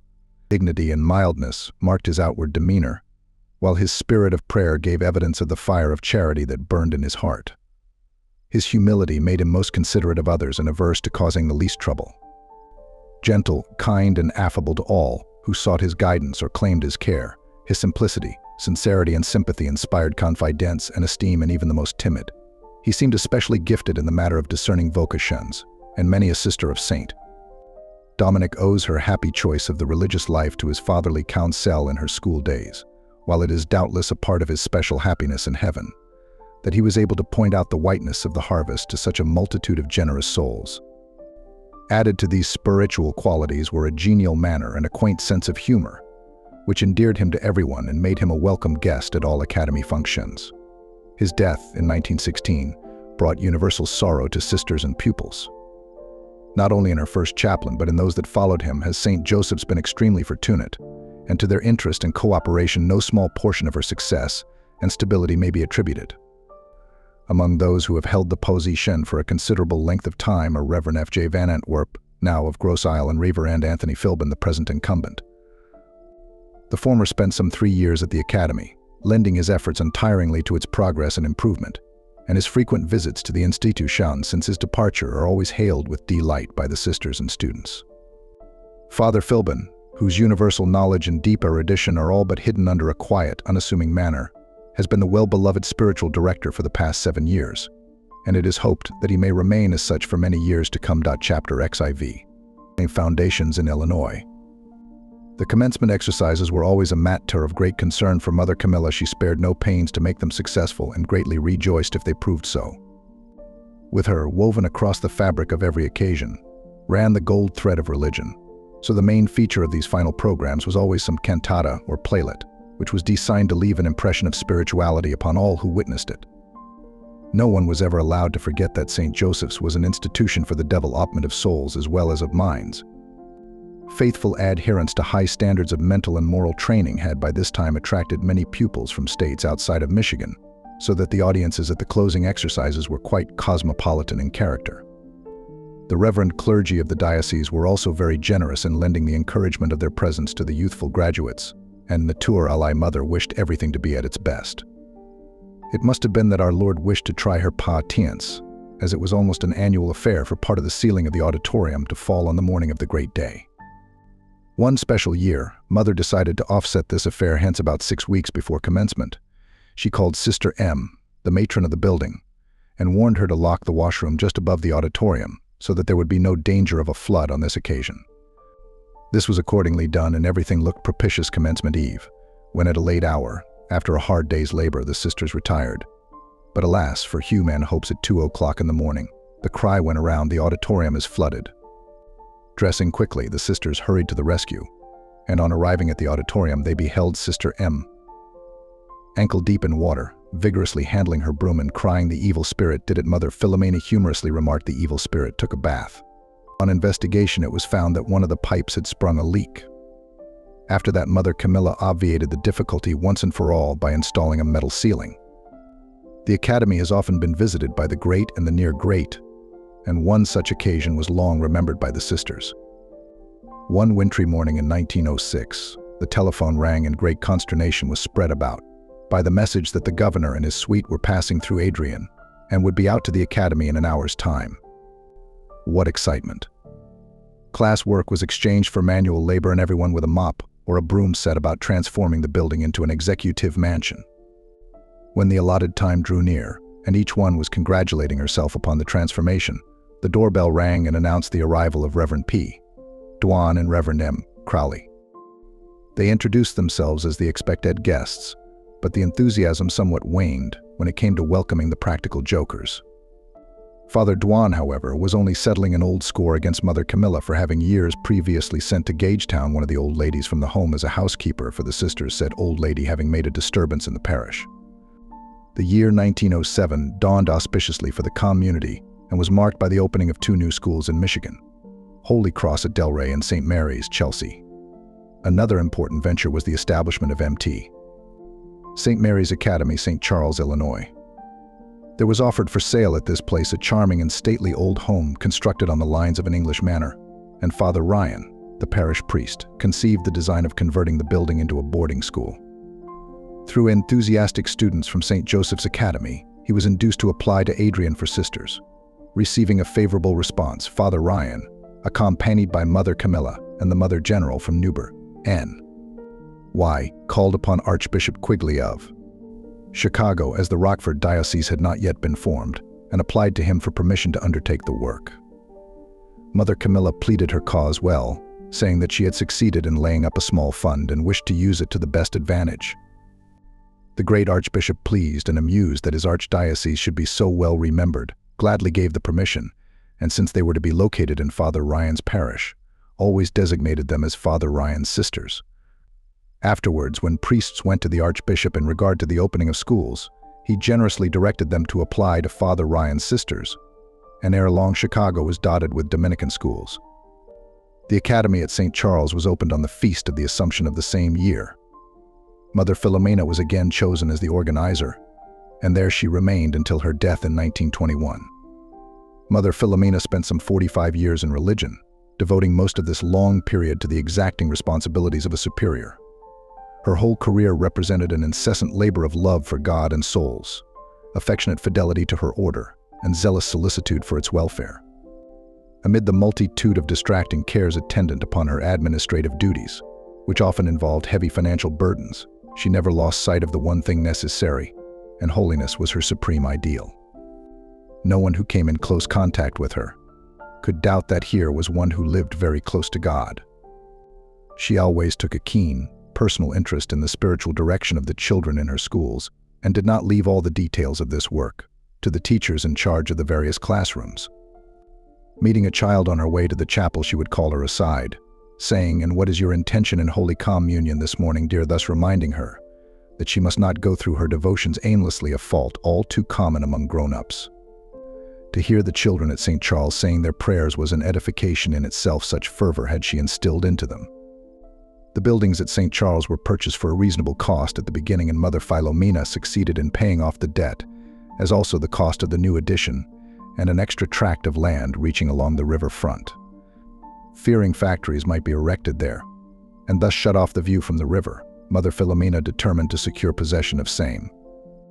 The heavy debt was a great burden upon her, and it was only on her deathbed that she signed the check, making the last payment weakened as she was by illness. She yet rejoiced that the long struggle to meet the debt was finally ended. The school flourished from the beginning, and each year saw as many pupils as could be accommodated. As the numbers grew, various means were adopted to make room for the increase. The attic was remodeled and transformed into dormitories, and an addition was built in 1915. A boys' school, Villa Marie, was opened a few blocks from the academy to accommodate about 30 boys. Since the original building was not erected with a view of us eyeing it for an academy, the sisters were obliged to suffer many inconveniences during a long term of years. But they bore these cheerfully, and the place grew very dear to them because of hardships performed for the love of God. In 1924, to their great joy, they were able to complete the erection of a new and imposing structure, sufficiently large to care for 300 young ladies. During the first few years, a small number of novices were permitted to make their novitiate at Mount St. Mary's, and under the watchful eye of Mother Philomena, the young religious were trained in all the virtues becoming their exalted state. Here, as at St. Joseph's Academy, a large number of pupils have heard and answered the call to the teaching apostolate, and donning the white habit, have helped to carry on the glorious work of St. Dominic. Chapter XV. A hallowed sorrow. The successful work of the missions and the extension of Christ's kingdom in so many different fields brought unspeakable joy and consolation to the heart of the Reverend Foundress. But the records of these earlier years of the century are not without their sombre coloring. In 1908, the angel of death hovered over the mother house, claiming as his victim Sister Patsy Burns. For some time the sisters had noted with concern her failing health, and they sorrowed for themselves, though they knew that she was but entering upon her well-merited season of heavenly recompense. The funeral sermon preached by Reverend P. Dwan of Gagetown, now also gone to his eternal reward, was such a beautiful exposition of the religious life that we venture to insert it here, almost in full. And I heard a voice from heaven say, "Right, blessed are the dead who die in the Lord, for from henceforth saith the Spirit, they shall rest from their labors, their works follow them." Aposi 1513. A sad and solemn duty it is. That bids us hither this morning to pay a parting tribute to one we knew and loved, We have come to offer the last sad suffrages of religion for a sister who has been a friend, a companion, and a teacher to us. We have come to re-echo and repeat the only words that seem to rise naturally to the lips of sorrow. Eternal rest grant to her, sixth Lord, and let perpetual light shine upon her. The stream that courses down the valleys carrying freshness and beauty as it flows to the sea, takes its rise in the solitudes of the mountains.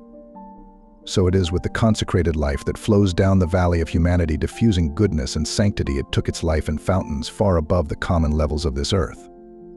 When man was first sent forth from the garden of his natural happiness, he was separated from his God. When he could no longer walk with his Creator in the twilight of the evening, for sin forbade him, he still sought union with his God. Down the ages to this very moment, the history of man is the story of his efforts to be united again with the being of beings.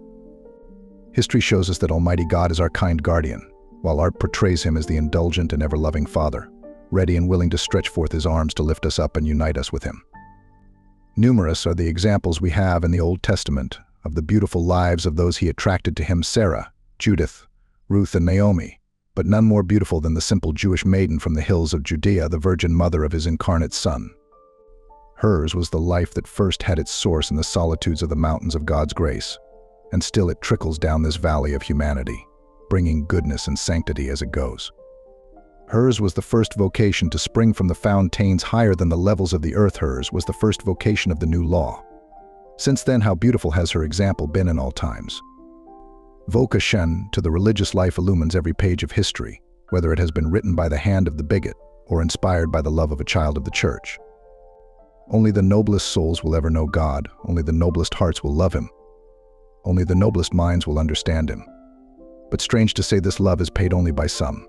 Pain and suffering have ever followed the chosen ones of Christ. Who can ever measure the sum of sorrow endured by the Virgin Mother of God? The prophecy of Simeon had naught in it but the agony in the garden, the eclipse on Mt. Calvary. With St. Andrew and St. Peter, the chosen ones, it came in the form of a cross. With St. John the Beloved, the boiling oil, and so with the rest, whensoever they met, suffering and martyrdom was ever by their side. It was their constant companion on the Roman roads. It strode beside their uneasy galleys on the stormy waters of the Mediterranean. Since then, thousands of maidens have knelt before some altar, perhaps in the shadow of the evening, and with the light from the sanctuary casting its red mantle of love and sacrifice upon them, have asked God to grant them a vocation to the religious life. They are the noblest of the world, and why should they not? Have they not heard the Master's voice, "I have chosen you"? You have not chosen me. Wheresoever I am, there also shall my ministers be. This is why the plain sister walks among you. She is on the mission of God. She is far above the average. She is the teacher and angel of one world, and the prophet of another. And oh, how she longs for the moment when she may enter convent walls. Not even the love of home and friends is mighty enough to balance this scale of longing. How sweet to remember the first days of the postulancy, the stolen visits to the chapel, the moments spent in picturing herself clothed in the habit of her community. These are the days of childlike prayer and expectation. How does the sun shine on that morning when she dons the costly robe of the world for the last time, and with the veil of a bride placed upon her head, she presents herself before the bishop and in the presence of loving friends begs the privilege of crucifying herself for the love of God. How anxious is she to answer the pontiff when he bids her go forth into the world and enjoy its pleasures, if she doubts in the least her strength to carry out her resolutions. No, R.T., Reverend Father, for the love of God, allow me to remain. I can do all things in him who strengthens me. These are the days lived with the angels, a newness of life, a newness of companionship, the portals of heaven. But this is only a preparation for the solemn moment when she is again to present herself before the bishop and ask permission to make her resolution eternal. Love is endless. Love is as old and as strong as God, for love is God. And casting herself upon the floor, despising all things the world may place before her, accepting all trials for the love of God, she places the seal of eternal oblation upon her soul. She pronounces her vows, and Almighty God again gives her the privileges and graces of a second baptism and makes her a child of his kingdom by a double right. You may ask why this is done, why she thus makes such tremendous promises, and I will answer the question of vocation for you by repeating the words of our blessed Lord. I have chosen you, you have not chosen me, not love of friends, not love of home, not love of the world and its vain pleasures can command such a sacrifice, only the love of God, and that love will find its reward with him in heaven. Wheresoever I am, there also will my ministers be. Travelers tell us that on the wind-swept isles of the southern seas, rain never falls, but large trees, growing on the mountainsides, project their spiral heads into the very clouds, and moisture trickles down their broad foliage and flows in streamlets down the craggy steps, and to nourish the wayside flow ears and gladden the hearts of the children of the valleys below. So does the consecrated of God. She stands on the mountains of this world of ours, and like Moses of old, from her hands drop graces to lighten the burdens of those in the world. Not for the praise of the world does she labor. Not for the praise of men does she hang upon the cross. She knows the part she is working for, the kingdom of heaven. And when the last moment comes, she will not see the cares and pangs of this life still cling to her, as the world fades from her eyes, but like the early watchers of morning's eternal sun, if true to her promises. Her life will be the portal of heaven. Last night in yonder city, a beautiful ball was in progress. Many young ladies glided over waxed floors and thought of naught but worldly pleasures at the time when they were at the height of their festivities. I wandered into this chapel and saw this white casket guarded by two tiny tapers, while kneeling on either side, two faithful souls kept silent death watch beside their friend. Then I felt conscious of the red glow from the sanctuary lamp, and I thought I heard from the tabernacle, "Blessed are the dead who die in the Lord." On this occasion, should I speak words of praise, I would be faithless to the sacred duty imposed upon me. I came to pay the debt of love I owe her, not to praise her. Sister Dipazzi was not of a low nature that sought praise. She was a true religious. Today she is forsaken by the world and by friends. A simple wreath rests upon her casket. Placed there by loving hands, its pink shade tells us of love and suffering, the white chastity. She was faithful to her God, faithful to every obedience imposed upon her. The world holds out nothing for her. God is her reward. But my duty would not be complete if I did not appeal to you in your charity to pray for her soul. As a teacher, she was a model religious, with a strong love for God and faith in His goodness. As a subject, ever faithful and proud of her community, loyal with answering loyalty to the superiors God placed over her. We have lost a friend, a companion, a teacher, so permit me to repeat words in the name of all. Farewell, farewell, beloved sister, be mindful of us in the land of the living. Chapter 16. Improvements at St. Joseph's the next 2 years marked a wide expansion in the activities of the rapidly growing community. 4 states, Michigan, Ohio, Illinois, and New Mexico, claiming the services of the Adrian Dominicans. In 1909 were opened Nativity School, Cleveland St. Joseph School at St. Joseph, Michigan, St. Joseph's, Massillon, Ohio, and St. James Maywood, Illinois. The following year proved still more strenuous, seeing the opening of Good Counsel School, Aurora, Illinois, and in Chicago, St. Columbanus, Queen of Angels, St. Clair, St. Nicholas, and St. Rita, the latter comprising 3 different schools. St. Rita's School, now located in one of the finest sections of Chicago, was at that time but a prairie. There were no sidewalks, and the sisters had to plod through the mud back and forth to school. Each one was provided with a pair of rubber boots, as nothing else would have been of service. In this year also came an urgent appeal from Arizona for sisters to work in a hitherto much neglected portion of the vineyard. With Sister Cecilia as first superior, a mission was opened at Nogales. The population here consisted largely of Mexicans, and living conditions were very crude. But the Chiimate was exceedingly healthful, and thither Mother sent the delicate sisters. Sister Celia's energetic spirit put life and vigor into the work, and much good was accomplished. The mission thrived until 1917. When trouble with Mexico made the place dangerous and the sisters were recalled. An incident of this period well illustrates Mother Camilla's intrepid spirit, as well as her deep affection for Mother Filomena. While at Nogales, she received a message that Mother Filomena was lying at the point of death. The train having gone, there was not another for a whole day. The delay seemed unendurable to Mother Camilla, so she induced a man and his son from Nogales to drive her and companion 50 miles through the woods during the night to make the train the next morning. While the son drove, the father had his firearms ready should they meet with roving Mexicans, who were causing terror throughout the country at that time. Only Mother Camilla's strong faith and confidence in God would have essayed and brought them through such a perilous trip. As if the presence of the companion of her youth had called her back from the land of the dim shadows, toward which she had been so rapidly drifting. Mother Filomena revived and gradually recovered from the illness. The year 1910 was a noteworthy one in Adrian, as it witnessed the rebuilding of the central part of the main building. The first structure was not at all in conformity with the artistic taste of Mother Camilla, who delighted in light, cheery rooms. Therefore, insurmountable as seemed the work, Mother Camilla had already surmounted so many difficulties that nothing further appeared to daunt her. The central portion was raised to the basement, and the process of reconstruction began. Many were the inconveniences endured while this work was in progress.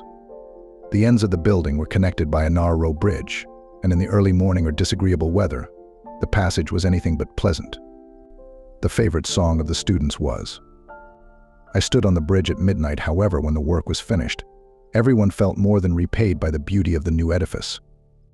The spacious lobby, with its statue of Our Lady of Grace smiling a welcome to all visitors, forms a most attractive entrance to the academy proper, while the stately marble staircase up which a radiant guardian angel, leaning from a stained glass window on the landing, seems to beckon you gently as a jaw forever to all who have an eye for art.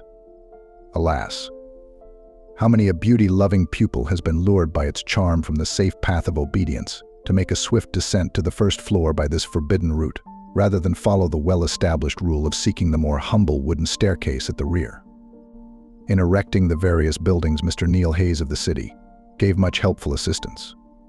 He was general overseer and was always very solicitous that the community's rights were protected and that good service was given them. Typical of all that is best in Catholic manhood, Mr. Hayes had the instinctive veneration for religious, that is characteristic of these noble sons of Holy Mother Church. No effort was too great, no time too precious, when the interests of the sisters were concerned. Though a thriving business demanded his attention, he spent many hours at the academy, devoting his best energies to the success and extension of St. Joseph's, and his very presence, genial and kindly, was a source of comfort amid the worries and anxieties attendant upon such an undertaking. His brother Dennis Hayes of Detroit, a most capable lawyer, rendered invaluable aid to Mother Camilla in a legal way. Through his efforts, the college was incorporated and many other important matters arranged satisfactorily to the community. It was during this same year that a beautiful addition was made to the academy grounds. Each year, on the occasion of Mother Camilla's feast day in July, the sisters sought to present her a gift to enhance the joy of the occasion, and this year, Sister M.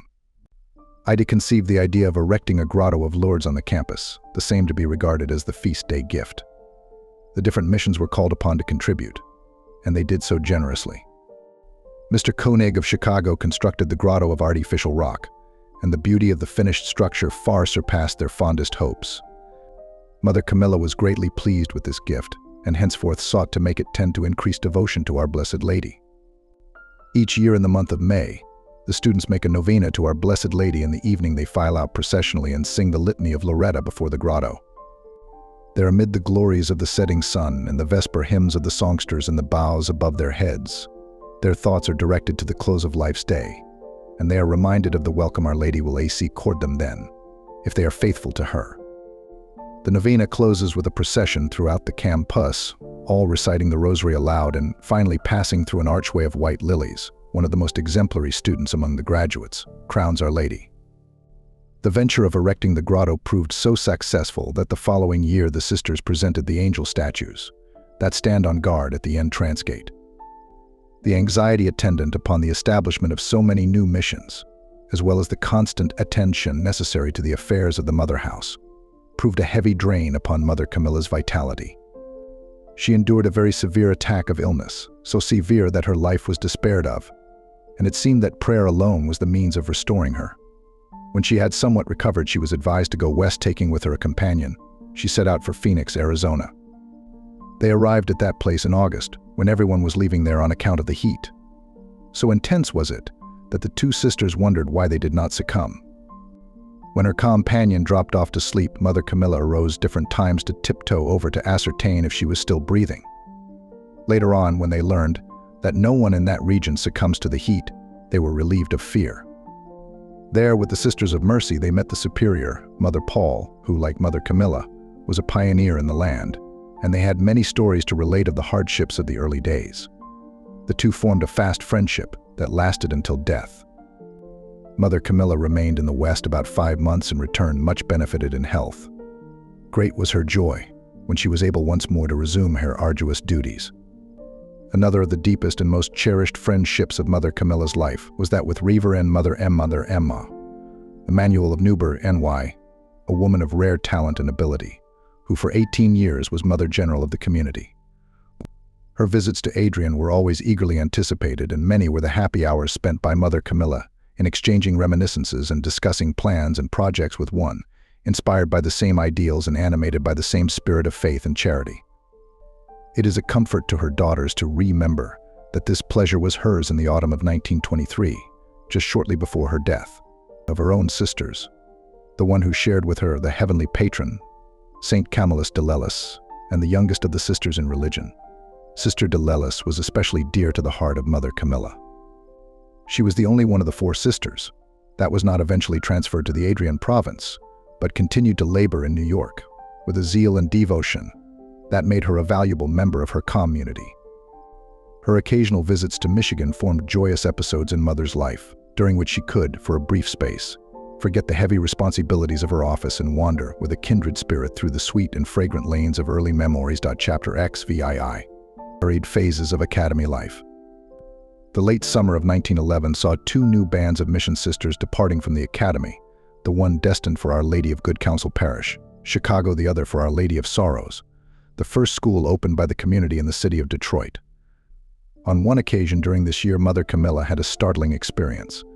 While waiting at a lonely railway station, she went into the restroom, which was in utter darkness, and the door slamming behind her, she found herself locked in, with no means of making her cries for assistance heard. For a moment her heart stood still, and she had visions of the train departing without her. Then faith and confidence came to her aid. Applying to St. Anthony for help, she promised to erect a statue in his honor if he would assist her in her need. Scarcely had she made the compact when she was enabled to unfasten the door and regain her freedom. The statue of St. Anthony in the Academy Chapel was erected in fulfillment of this promise.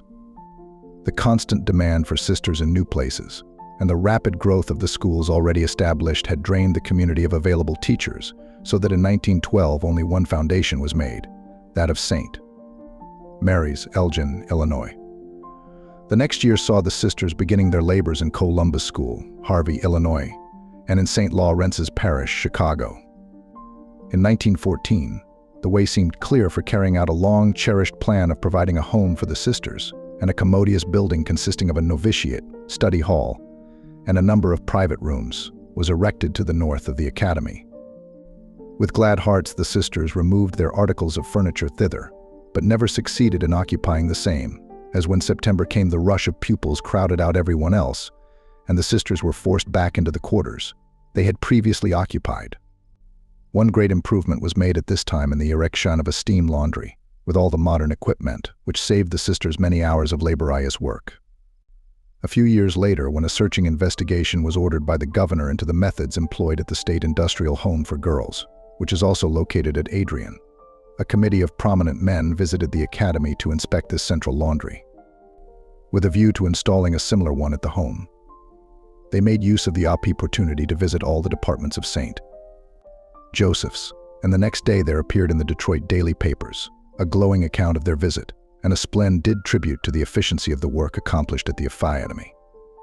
But as if to offset signs of progress, the community now suffered a disastrous loss by the burning of the barns and all their contents, including the farm horses. With a generosity that will always be gratefully remembered by the sisters, the businessmen of the city donated a fine automobile, which rendered invaluable service for many years, and the barns were soon replaced by newer and better buildings. St. Patrick's School at Joliet, Illinois was opened in 1914, as was St. Alphonsus, Deerfield, Michigan, some 20 miles from Adrian. At the same time, 4 courageous sisters departed for Sacred Heart School, Munizing, in the cold, Upper Peninsula region, where winter reigns 2/3 of the year and snow and ice linger under the very feet of May. But the climate, though severe, is most invigorating, and the sisters soon grew very fond of their North Earn home. One of the curious little incidents which Mother Camilla was fond of relating occurred in 1917. She was making a trip by auto from Chicago to Joliet. Shortly after entering the city limits, the machine was ordered to halt. The driver, anticipating a holdup, was about to speed away when the man leveled his gun and thus enforced his command. Mother California Milla was almost paralyzed with fright, but looking down the street, she beheld the prisoners returning from work, and then understood that for the time being, the street was closed to traffic. During the fall of this year occurred one of those strange incidents, which can only be explained on the ground of the supernatural. On the morning of the 21st of November, Mother Camilla and Sister Clementine were seated in the office, checking AC counts, when a terrific explosion of glass sounded just above their heads. Mother Camilla ran to one corner of the room, covering her face with her hands, and Sister Clementine hastened to the door. When they recovered from their fright, they went to examine the wreck, but to their surprise could behold nothing misplaced in the office. They then examined all around and questioned relative to any AC sighting having occurred, but no one had heard anything but themselves. Nothing was ever learned regarding it, but that evening the sisters were summoned in haste to sing the salve for the well-beloved Sister Cecilia, who passed away in a hemorrhage, almost as suddenly as the shock had seemed to presage. This custom of chanting the Salve Regina at the bedside of the dying religious, so dear to every Dominican heart, originated in the 13th century, and is based on the following miraculous occurrence. In the year 1260, the Polish dominion suffered greatly from the incursions of savage and heathen bands of Tartars, encouraged and led on by those inveterate enemies of the Polish nation, the Rusians. They had laid siege to the town of Sandomir, where there was a convent of the order, governed by a holy prior of the name of Sadok. One night at the conclusion of lauds, a certain novice, according to the rubrics of the order, went to the lectern to sing the martyrology, and saw in the place of the book where he should read the following words in letters of gold at Sandomir. The passion of 49 martyrs, the novice was greatly astonished. Nevertheless, with the simplicity of a dove and the voice of a swan, he sang out to the brethren the message of their approaching martyrdom. The prior, amazed and perplexed, desired the novice to bring him the book, and the miraculously inscribed words were distinctly visible to the whole community. Then blessed Sadok, filled with the Spirit of God, counted his brethren, and finding they were exactly 49, he exclaimed, "These words are for us. Doubtless, it is the Tartars who will open for us the gates of heaven, and that tomorrow." The remainder of the night was spent in prayer, in making their confessions, and in calm preparation for the communion, which they knew was to be their last. It was not until evening, however, that they were called to receive their crown, during the singing of the salve after compline, and the legend goes on to tell that one of their number, having taken fright and concealed himself in the belfry, perceived that the mangled bodies of his companions, whose souls were now singing alleluias in heaven, continued, though dead, to chant that sweet melody of the salve, whereupon he regained courage and went to join them in the courts of paradise. Thus they died, says the old historian, like heavenly swans, whose death songs were the sweet praises of their mother Mary, and doubtless her virgin hands very lovingly crowned them with the garland of immortality. Chapter XVIII. Important foundations in Chicago. In 1915, His Grace, Archbishop Quigley of Chicago, suggested to Mother Camilla to take charge of a central high school in that city, proposing that she purchase a building which had formerly been used by the Extension Society. The sisters were fortunate in acquiring this property at a very reasonable rate, and the Archbishop set aside a number of grammar schools from which the new high school might draw pupils. That glory of the Dominican order, St. Thomas Aquinas, was chosen as the patron of the undertaking, and Sister Gertrude Norton, a cousin of Mother Camilla, was placed in charge of the work. For 6 years, Sister Gertrude and her zealous companions labored here, and when, in 1921, she was called to the superiorship of Mt.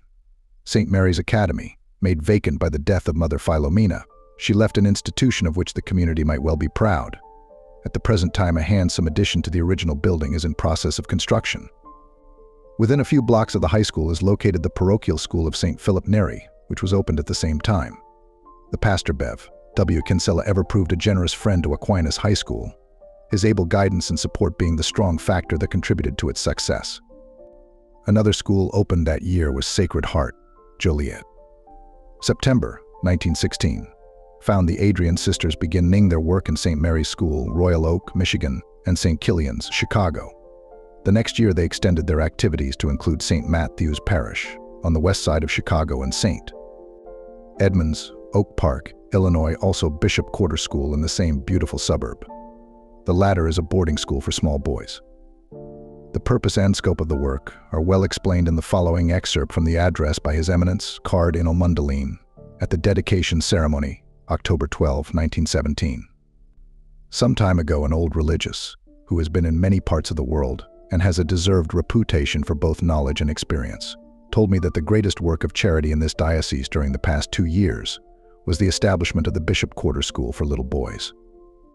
Said he, "You will find plenty of convent schools for girls of all ages, but few, if any, seem to think of and make provisions for the little Lioes. I tell this now for the consolation of the good Dominican sisters and their mother prioress, who so cheerfully took up this work when it was offered to them by the Archbishop. Personally, I have rarely found anybody so helpless and so lonesome as a young husband whose wife has died and left him the whole care of their little children. He actually seems lost.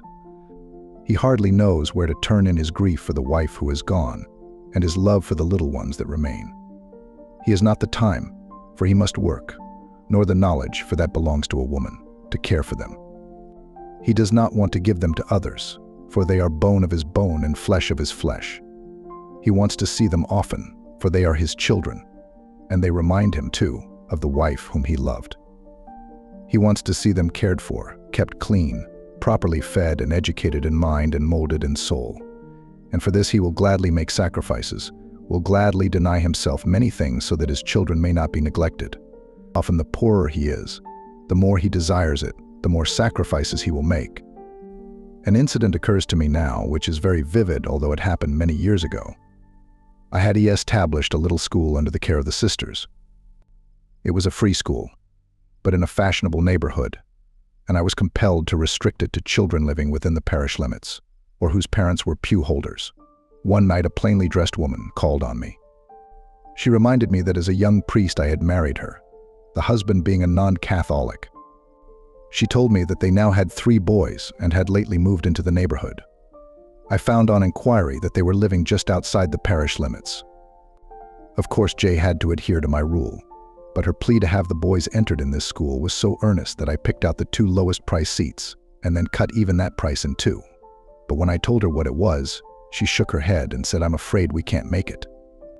My husband is only a clerk. He earns $19 a week. We pay $20 a month rent. And 3 boys need a lot of clothes and food. I don't see how we can afford it."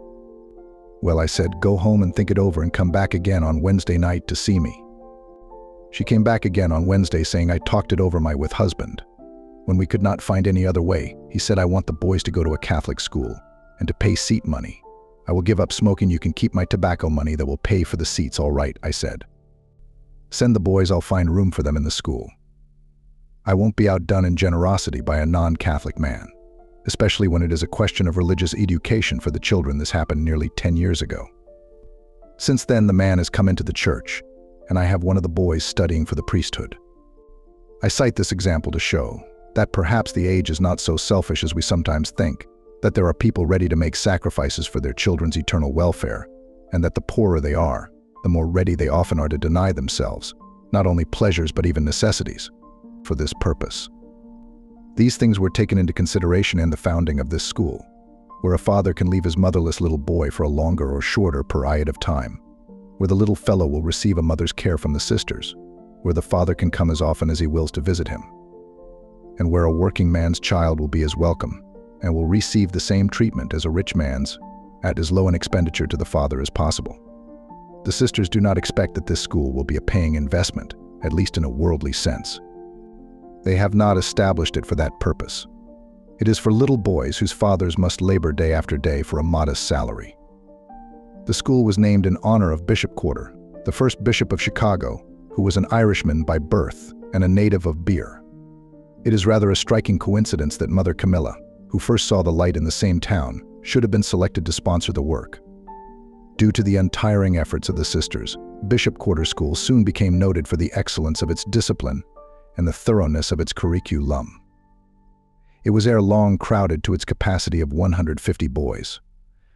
Neatness, courtesy, alertness, thrift, and industry were always insisted upon, a course of training which served to bring out all that was manly in the little lads.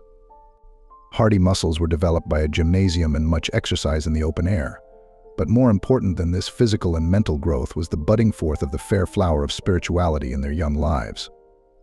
For there was ever put before them as their model the strong yet gentle boy of Nazareth, who did not fear to work with his hands, but who loved his parents and was subject to them. Chapter XIX. Expansion in Detroit. The almost phenomenal growth of Detroit during the past decade has necessitated the formation of many new parishes, and the truly apostolic zeal of Bishop Gallagher for the little ones of his flock shines forth brightly in the fact that, in almost every case, a school has been the first building erected. The Adrian community was consequently called upon to undertake foundations in the city, and to these requests Mother Camilla responded with her accused-tome generosity.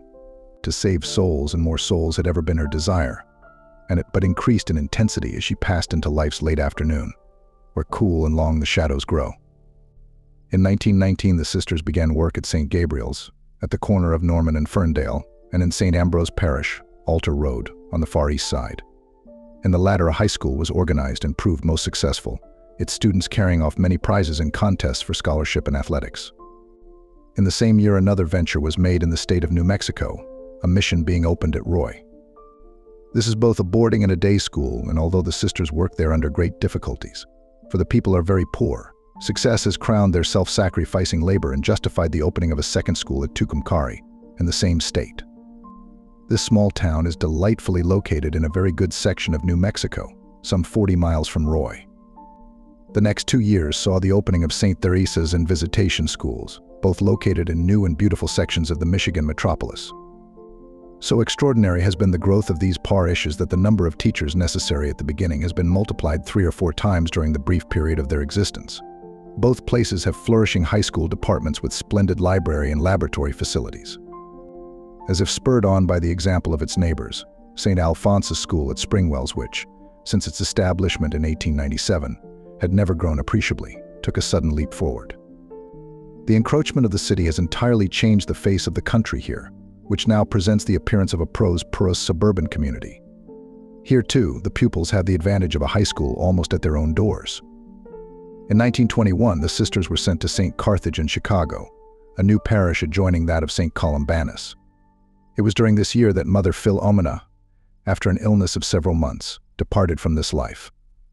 Previous to her death, her mental distress had been very severe, and Mother Camilla's dread of seeing her sister thus depressed caused her almost as much anxiety. However, at the last moments approached, they proved calm and peaceful. Mother Camilla was kneeling by her bedside, praying fervently for the dying nun's happy passage to eternity, when she noticed a form of closely set lights rise from the face of Mother Philomena and mount upward. Her eyes followed it for a moment, then glancing downward to her sister's face, she beheld the features, which a moment before were fixed in the agony of death, now wreathed in a smile, as having beheld the angel's visit. When she looked upward again, the light had disappeared. Mother California Milla, who until then had such a fear of death, was no longer troubled in this regard.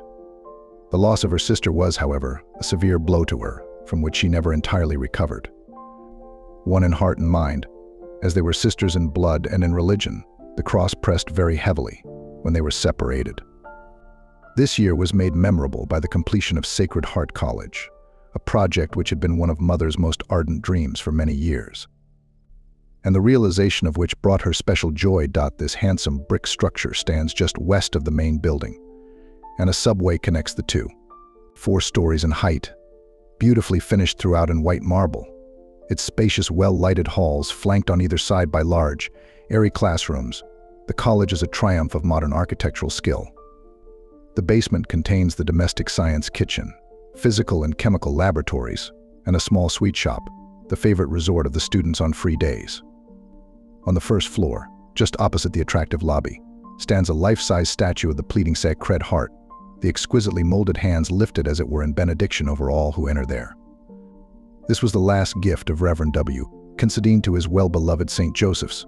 Far from the noise and smoke of the city, its every window looking out upon peaceful meadows and friendly groves, a scene which in the springtime would delight a Wordsworth or a Bryant, and which late autumn decks in such a glorious mantle of scarlet and purple and gold, that even the least artistic of observers yearns to see its loveliness perpetuated upon canvas.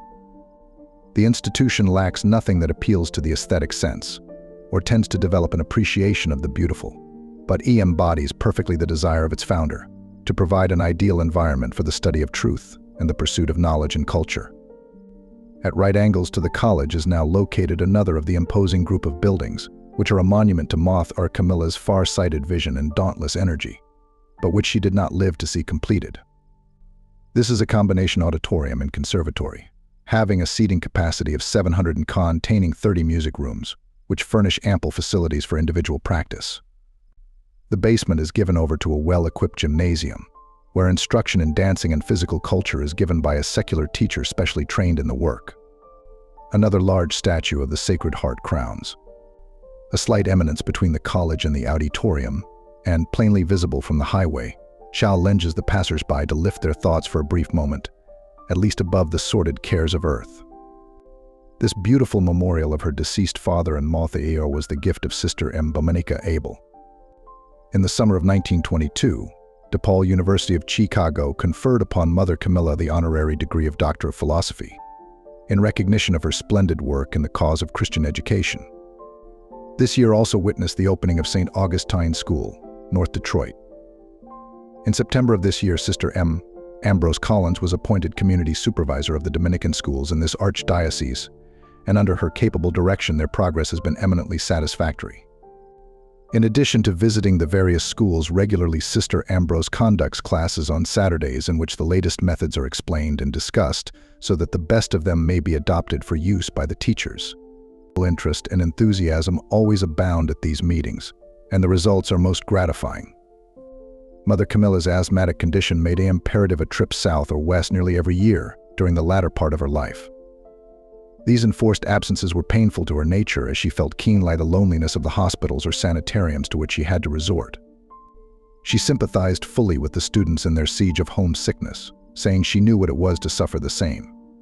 One of these severe attacks came on in the winter of 1922, and as she was unable to find any relief at home, Mother Camilla was hurried to Florida, going by way of Chicago. There Dr. Moorhead, the eminent physician, examined her at Mercy Hospital, but had little hope that she would reach the South alive. However, her life seemed to be sustained miraculously, and in that sunny climate her vitality returned, and in 2 or 3 months, she was able to resume her work. It was during this visit that the RT. Reverend P. Barry D.D., Bishop of St. Augustine, having a sister in the community, Sister M. Gerald, and knowing the good accomplished by the Adrian Dominicans, prevailed upon Mother Camilla to open a parochial school in Palm Beach, Florida, the winter playground of America, and to take charge of an academy for young ladies at the same place, as soon as the necessary building could be erected. This institution, perfect in every detail of modern architectural beauty, and known as St. Anne's on the Lake, was completed in 1925. Among the many other requests for sisters which were received during this year, Mother Camilla was able to respond to only one, that of Holy Name Parish in Detroit.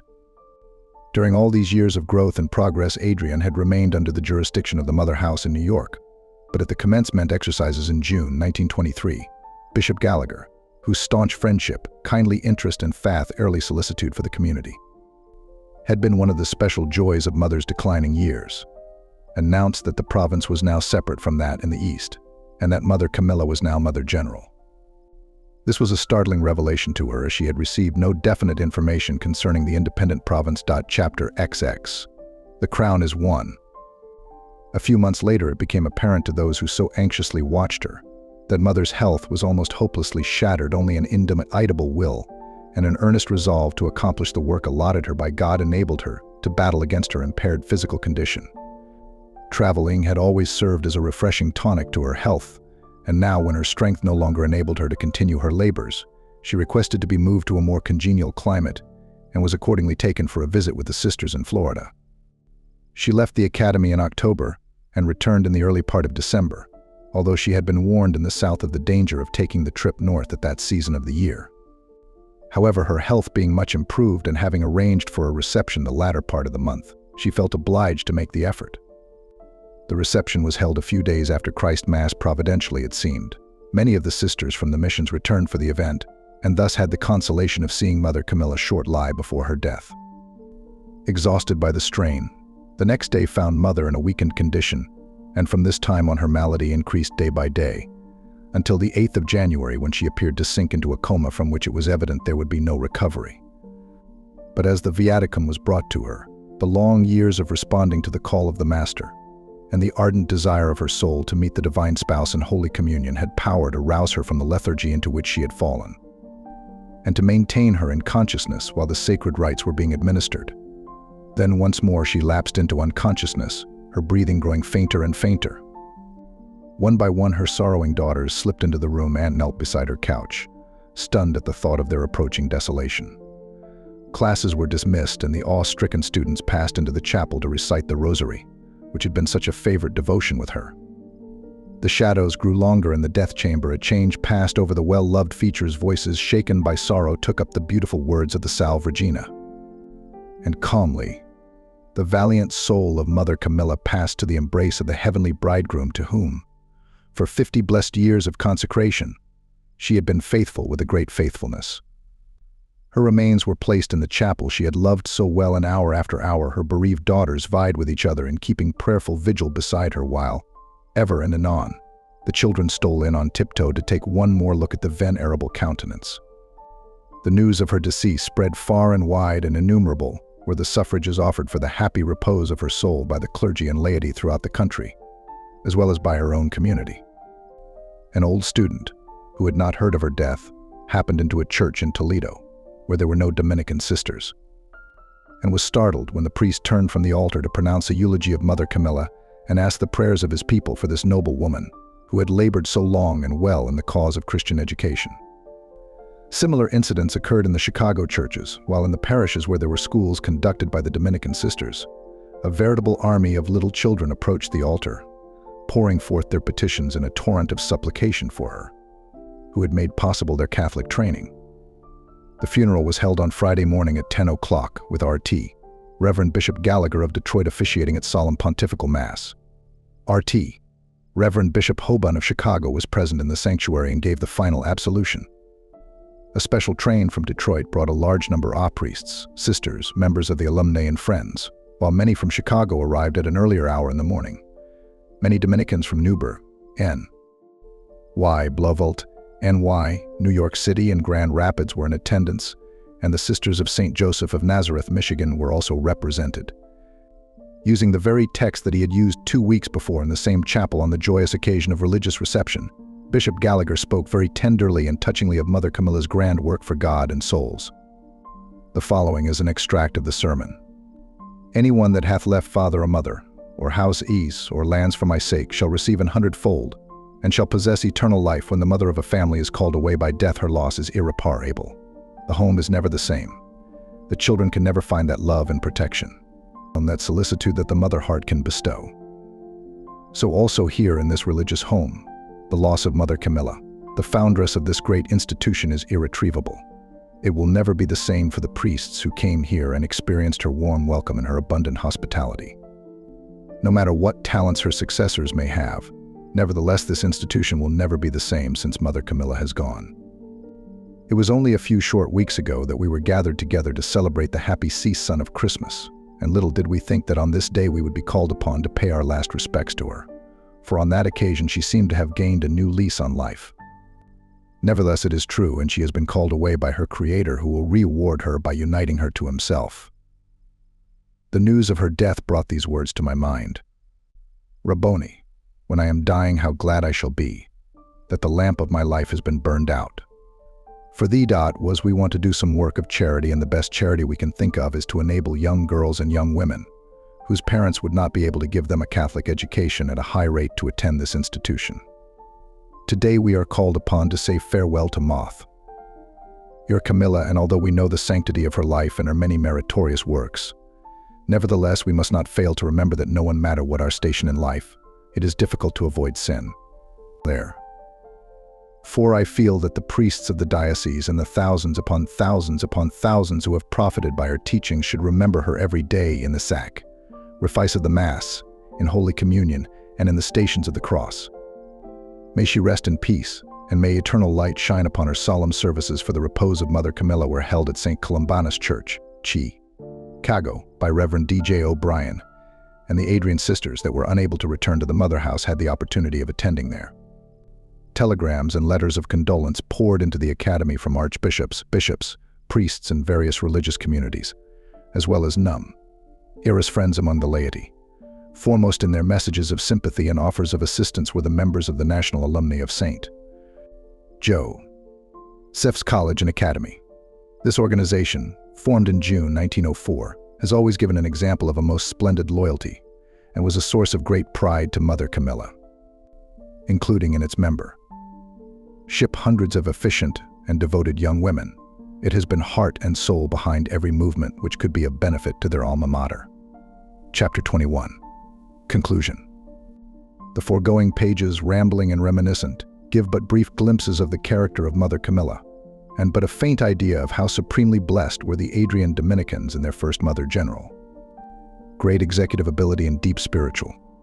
Itty are not always complementary, but in Mother California, Milla, they were blended in happy measure, and as she labored to erect a mighty institution for the honor of God, so in her own soul did she rear a spiritual edifice of surpassing beauty which must have delighted the heart of the Most High.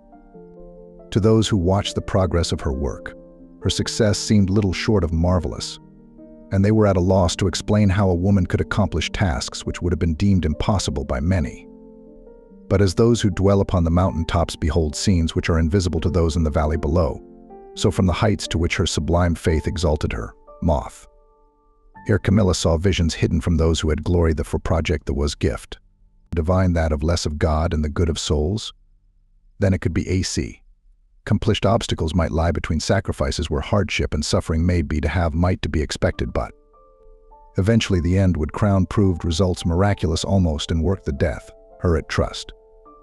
Boundless her of wisdom the Adrian, at academy and college stately the beside including missions, 55 credit her to stood their isle. In 220 Michigan, in schools 24 and 1 in Mexico's U in 2 Ohio, in 8 Illinois Gen. And outdone be to not God, almighty Florida.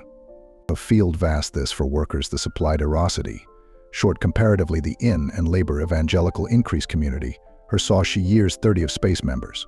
500 to handful mira from clearly, repeated oft but few, maxims spiritual her, life interior her actuated which motives the revealed and were an inspiration to those who sought her.